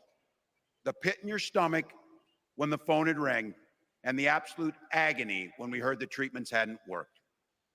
It took Gwen and I years, but we had access to fertility treatments. And when our daughter was born, we named her Hope. Hope, Gus, and Gwen, you are my entire world, and I love you. That's great right there. Yep, it's right there. If you feel it, love you. Yeah. I'm letting you in on how we started a family because this is a big part about what this election is about. Freedom. When Republicans use the word freedom, they mean that the government should be free to invade your doctor's office. Corporations free to pollute your air and water. And banks free to take advantage of customers. But when we Democrats talk about freedom, we mean the freedom to make a better life for yourself and the people that you love. Freedom to make your own healthcare decisions. Freedom. And yeah, your kids' freedom to go to school without worrying about being shot dead in the hall. How do you prevent that then? Look, I know guns. I'm a veteran. I'm a hunter. And I was a better shot than most Republicans in Congress, and I got the trophies to prove it. Yeah, I heard you. But I'm also a dad. I believe in the Second Amendment, but I also believe our first responsibility is to keep our kids safe. What do you think so far? That's what this is all about. The responsibility we have to our kids, to each other, and to the future that we're building together, in which everyone is free to build the kind of life they want. But not everyone has that same sense of responsibility. Some folks just don't understand what it takes to be a good neighbor. Take Donald Trump and J.D. Vance. Here we go. Go, people. Their Project 2025 will make things much, much harder for people who are just trying to live their lives. Project 2025. They spent a lot of time pretending they know nothing about this. But look, I coached high school football long enough to know, and trust me on this, when somebody takes the time to draw up a playbook, they're going to use it.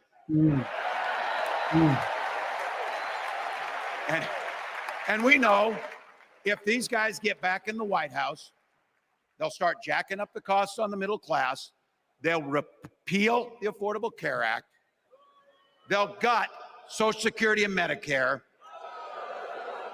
And they will ban abortion across this country with or without Congress. Here's the thing. It's an agenda nobody asked for. It's an agenda that serves nobody except the richest and the most extreme amongst us. And it's an agenda that does nothing for our neighbors in need. Is it weird? Absolutely. Yeah. Absolutely. I do it then. But it's also wrong. And it's dangerous. It's not just me saying so. It's Trump's own people. They were with him for 4 years. They're warning us that the next 4 years will be much, much worse. You know, when I was teaching every year, we'd elect a student body president. And you know what? Those teenagers could teach Donald Trump a hell of a lot about what a leader is. Leaders don't spend all day insulting people and blaming others. Leaders do the work. So I don't know about you. I'm ready to turn the page on these guys. So go ahead.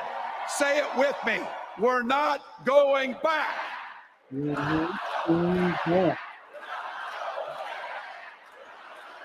We've got something better to offer the American people. It starts with our candidate, Kamala Harris. Where's Kamala? From her first day as a prosecutor, as a district attorney, as an attorney general, as a United States senator, and then our vice president, she's fought on the side of the American people. She's taken on the predators and fraudsters. She's taken down the transnational gangs, and she stood up to powerful corporate interests. She has never hesitated to reach across that aisle if it meant improving your lives. And she's always done it with energy, with passion, and with joy. Folks, we've got a chance to make Kamala Harris the next president of the United States.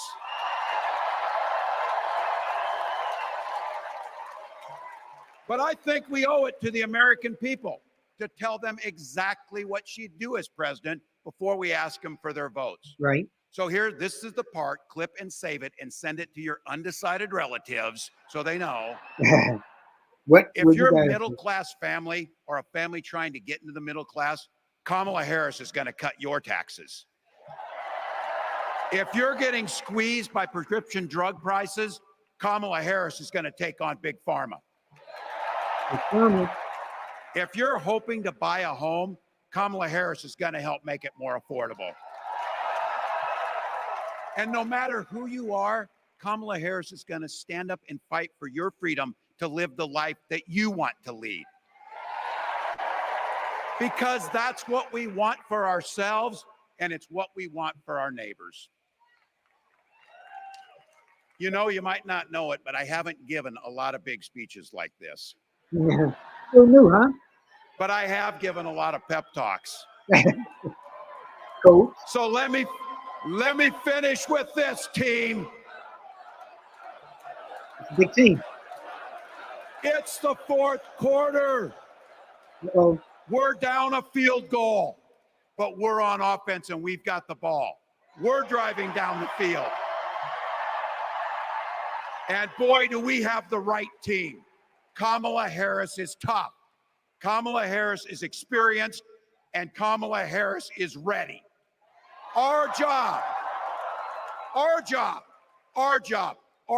for everyone watching is to get in the trenches and do the blocking and tackling. 1 inch at a time, 1 yard at a time, 1 phone call at a time, 1 door knock at a time, 1 $5 donation at a time.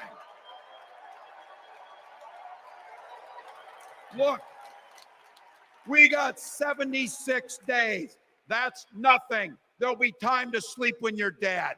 We're going to leave it on the field. That's how we'll keep moving forward.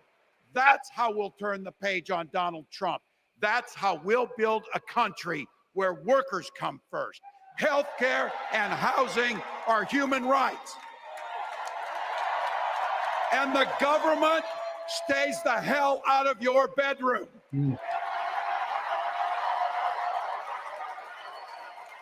That's how we make America a place where no child is left hungry, where no community is left behind, where nobody gets told they don't belong. That's how we're gonna fight. And as the next president of the United States always says, when we fight, when we fight, when we fight, thank you. God bless.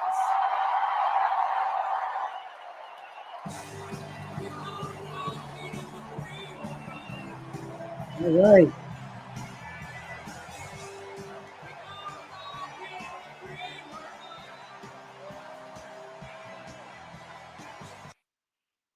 Woo, boy, he is a coach. Coach Walz. Governor Coach Walz. What do you think? There's his wife. He talked about his military career a little bit. We're going to see, especially tomorrow, or you watch some of the other news, if they're going to go after him with anything that was negative. So there's his wife, his son, and his daughter, and he's doing that. There we go. I can't do it. Let's see if he does it again. You're watching Keeping It Honest. Yours truly, Anthony Parker Alexander. Governor Tim Walz. There we go. We had a night of former President Bill Clinton, Speaker Emeritus Nancy Pelosi, Transportation Secretary Pete Buttigieg, and who else did we have? Oh yeah, we had Wes Moore of Maryland and Governor Josh Shapiro. Now, originally, I wasn't thinking this was going to be really a good night. I just thought it was going to be Bill Clinton. But everybody who they had talked did real good.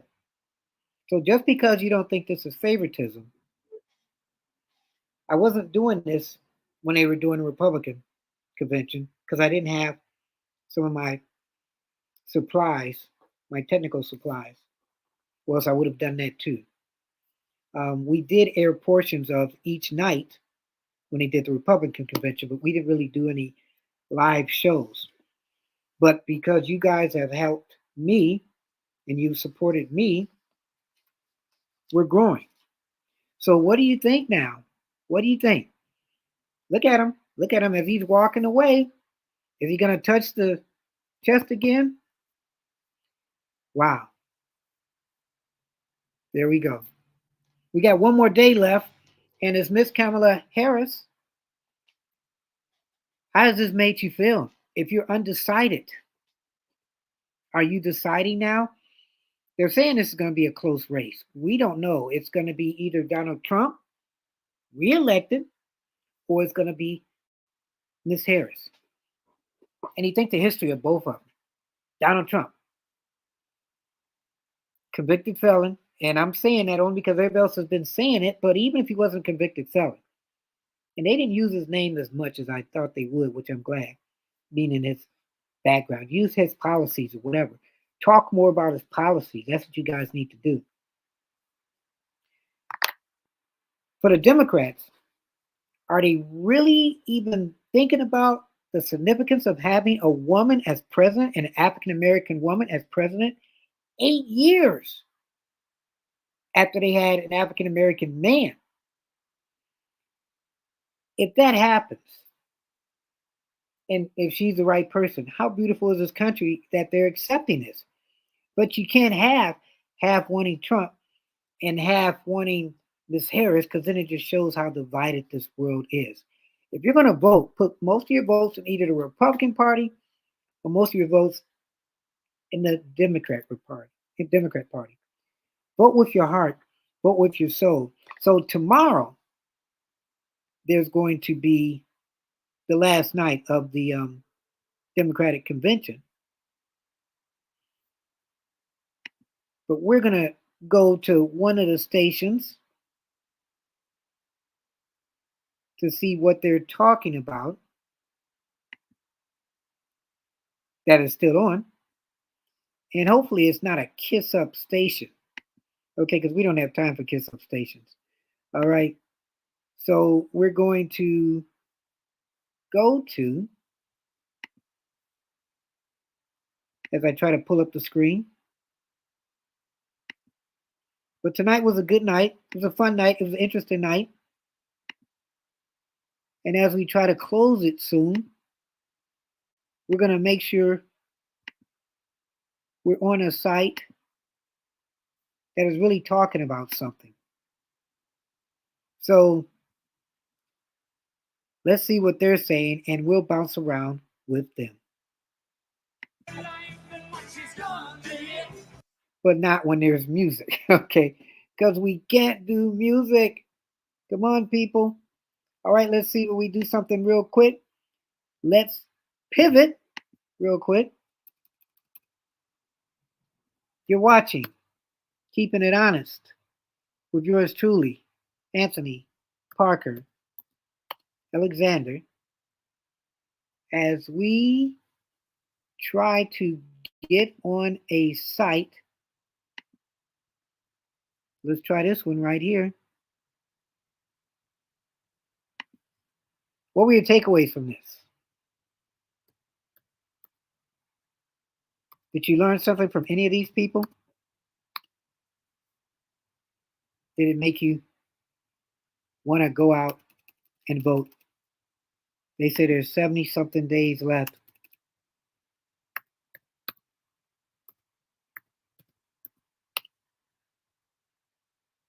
And this is what you call real live streaming. Did you get anything out of this too? Prayerfully you did. We're going to try another one real quick.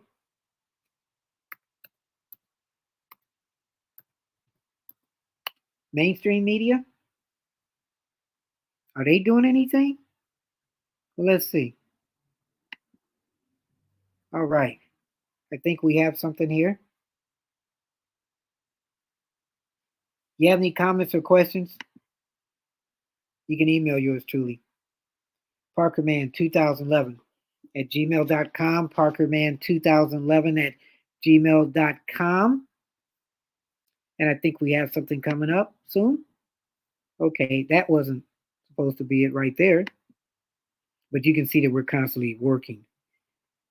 We like getting other views and other voices and see where they stand. See if they're looking at something totally different from what we're looking at.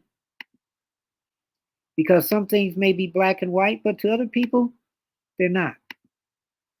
So we have coming up here real soon, Matthew Perry. We're going to talk about him on one of our shows. So we're going to NBC News now. And I think they're following up as far as what they saw on this. And we can watch this together and see, okay, well, you know what? They put another different spin on this. And what is Donald Trump doing today? Was he doing a rally today? You've got one more day of this so we can see how he's been doing. Because this week has been for the Democrats, so they're going to have a bounce for about another week. And then when things settle down, then this race is on. And then you have the debate, and then you have election. We'll really see how's it going to work out. Welcome back to our special coverage of the third night of the DNC, the program wrapping up just a few moments ago. Tomorrow, of course, is the big night, the culmination of this convention. Vice President Kamala Harris to deliver her acceptance speech, and she will be making history once again. Let's bring back Kristen Welker and Hallie Jackson for some final thoughts. This is obviously the big windup for tomorrow. How will these things mesh?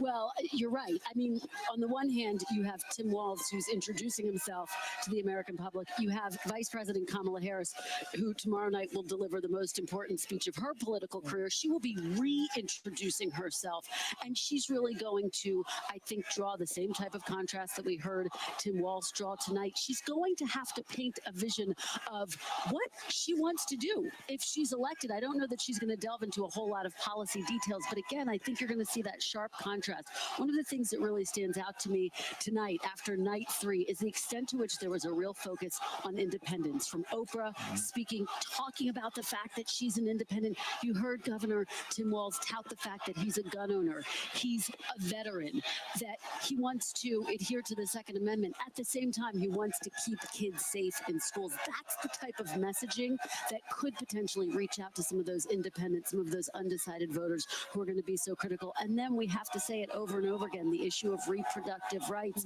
is just the common thread that runs through every single speech that we have heard. Democrats clearly believe that is going to be the animating factor in this election. Yeah, because that is interesting. Reproduction rights. I think that's going to be the one, if VP Harris wins, that it will be because of that. How do the Republicans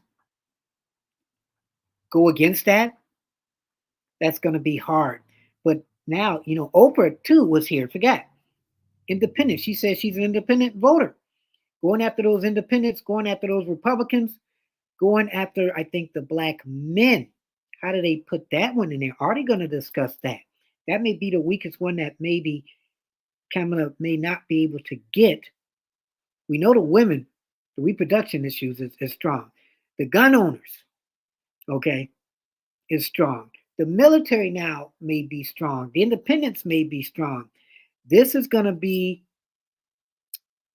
a case for Kamala to either win or lose, because do we really know who she is? Is she that soft person that was behind Biden? Is she taking some of Biden's stuff and taking it with her, which could be the second term of Biden? Or how is she explaining when she's flip-flopped?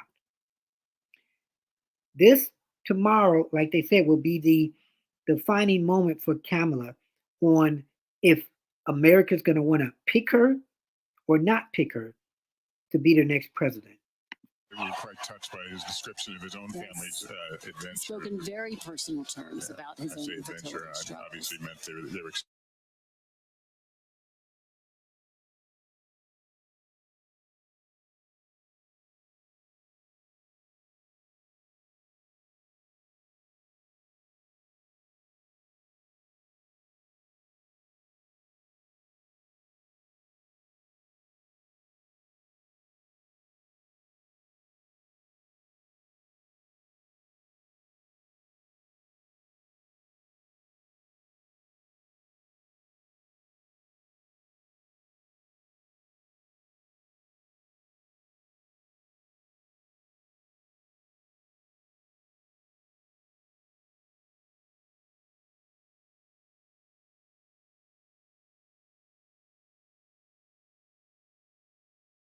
Well, you know, it's interesting too, because we haven't talked about it all that much. And frankly, Kamala Harris hasn't made so much of it. The fact that this would be the first female commander in chief. Part of the program tomorrow night will address her foreign policy credentials. For example, former CIA Director Leon Panetta expected to come to the podium here and talk about that aspect of her experience. But that's a really important credential that she has to sell people on. Absolutely. And I think that you are going to hear a full-throated endorsement from all of the speakers tomorrow for why she does have those credentials to do that. But what's notable is she's not leaning into the historic nature of her campaign. It's such a different tone than what we heard from Hillary Clinton, for example, when she was running for president in 2016, when she really leaned into the idea that she would be the first woman president. Kamala Harris continues to quote her late mother, who said, make sure you're the first, but not the last. Interesting, because Barack Obama did not emphasize the historic nature of his candidacy either. Yeah. And it worked for him. It worked for him because she is running, she would say, to be the president of everyone, that yes, she would be an historic choice, but that's not the only credential and her only leading credential. But that is interesting. Again, the gravity of her being the first woman president and the first African American woman president, that's an incredible legacy, just like Barack Obama. But when you look at that as people, as it died down, we just accept people as people. But in reality, as we look at people, we have to look at people. The first woman president, whether you're black or white, the first woman president. She could be on the fingertips, and we could be on the fingertips of looking at history taking place. And we talk about reintroducing herself. I mean, what don't we know? What do voters need to know about her? Anything about what she would be like, right, as the presidential nominee. They know her as the vice president. They know her as a presidential candidate unsuccessfully, but not in a position like this. All right, well, that concludes our coverage of the third night of the Democratic National Convention here in Chicago. All right, so they're like, okay, guys, we are out of here. All right, so the legacy, okay, this is crazy when you think about it. Not crazy in a bad way, but it's very interesting. I'm going to see if we can find one more real quick to give viewpoints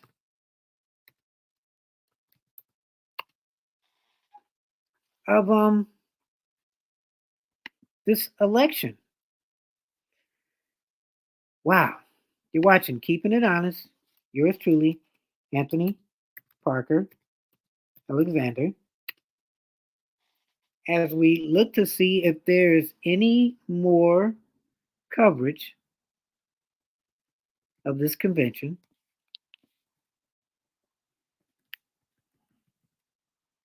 We've been on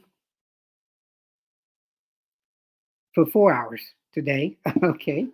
So we've done 5 hours, 5.5 hours the first day, 3 hours the second day. That's 8.5 hours. And then 4 hours today. That's 12.5 hours.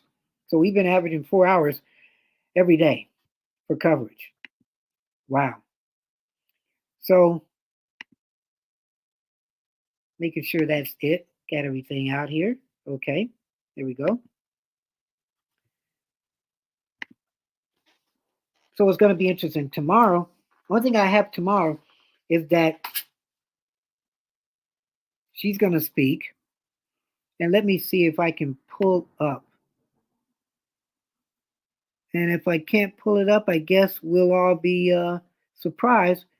We know she's going to speak tomorrow. And she has to give the speech of her life. And it'll be the Democratic Convention, day number 3. We hope you've enjoyed the show.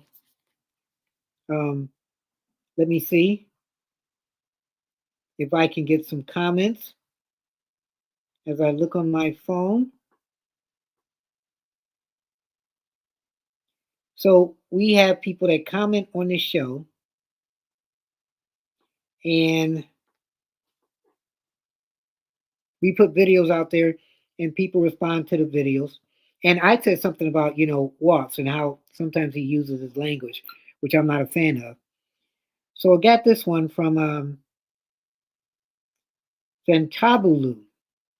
It says, Walz lied about his service record. He donated $2 million to a foreign country.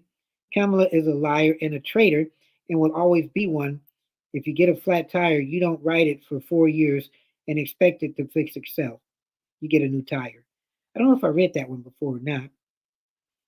Where's my crowd? That was one about Donald Trump saying he had a bigger crowd than Dr. King's I Have a Dream speech. News has been too much. A lot of people can't even respond to the news because it's always like something taking its place. But this one is from Just Saying, 3706. Larger than a crowd for Martin Luther King's I Have a Dream speech. Again, Trump really packs them in.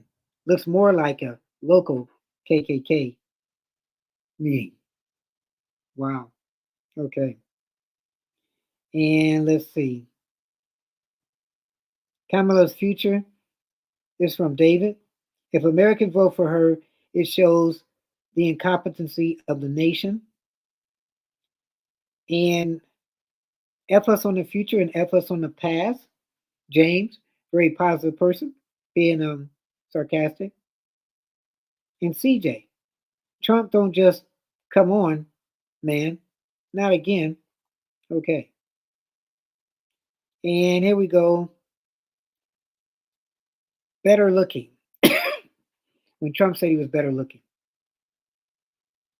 Here's your big heck yeah, brother, and please. Keep on keeping on while you're shining on and pass it on to another. You're freaking awesome. Okay. And higher meat prices. It's a response to a video, higher meat prices. Trump and Vance. We want freedom, not communism. Let's make America great again. All right. Oh, real quick too. This breaking news, it happened yesterday. So RFK Jr.'s running mate, she was on a podcast. And RFK is still running. And she's kind of running. I think she's ready to give in, and maybe RFK might give in. But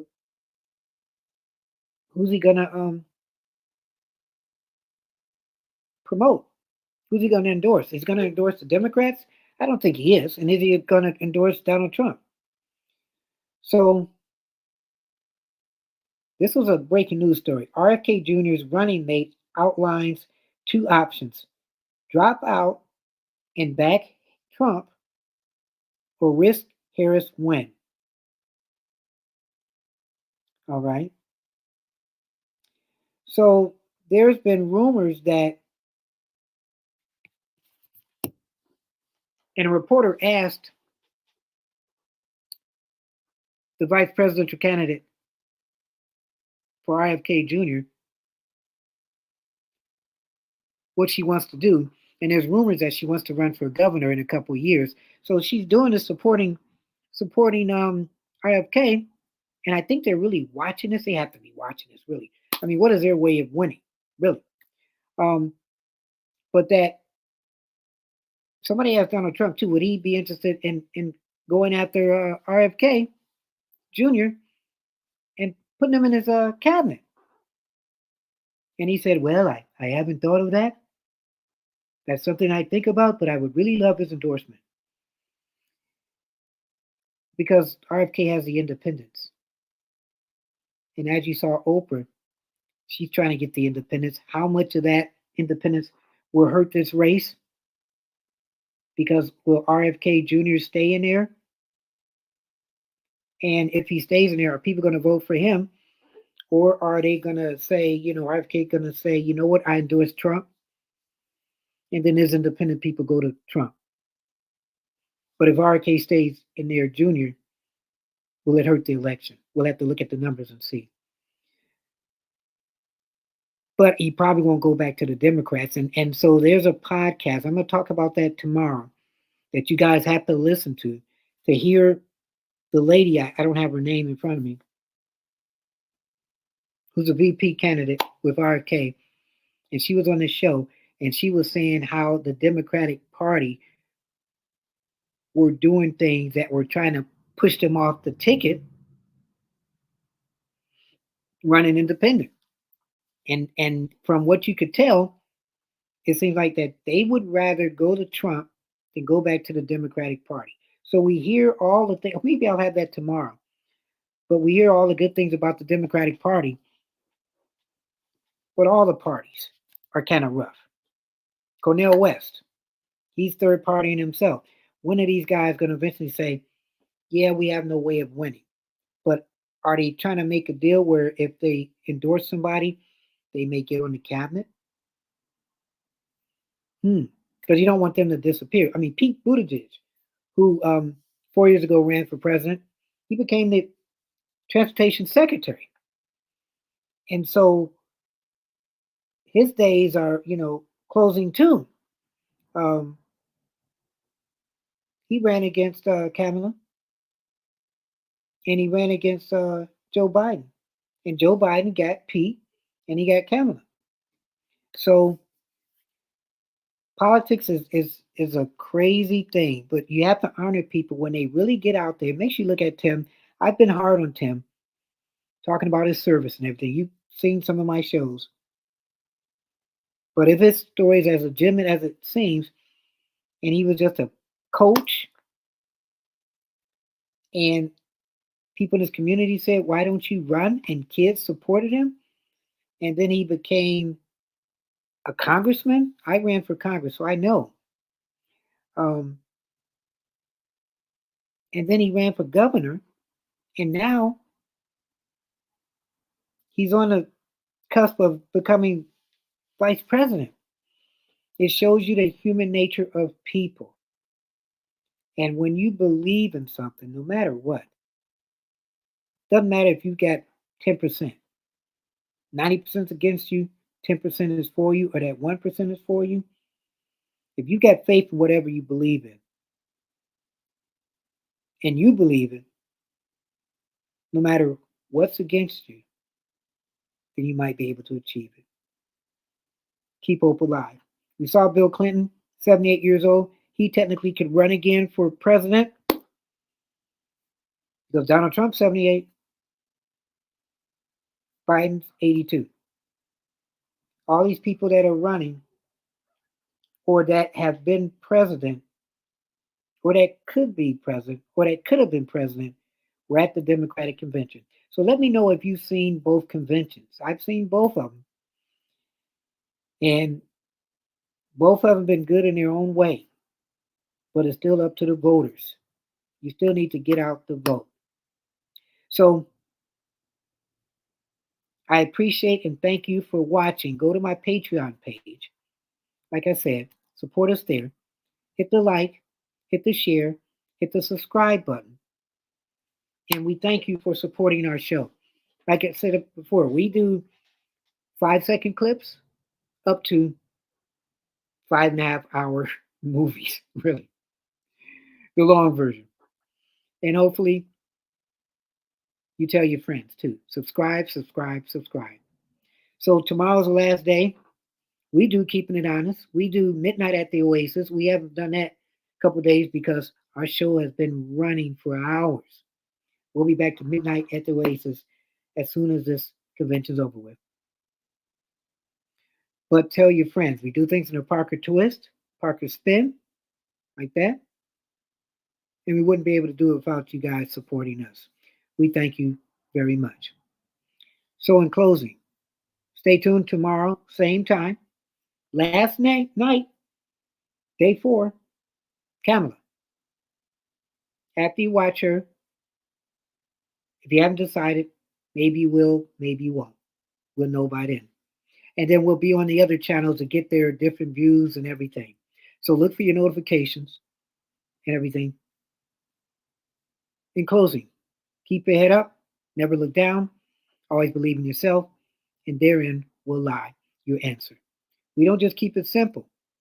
We don't just keep it real. We keep it honest. I'm Anthony Parker Alexander. God bless.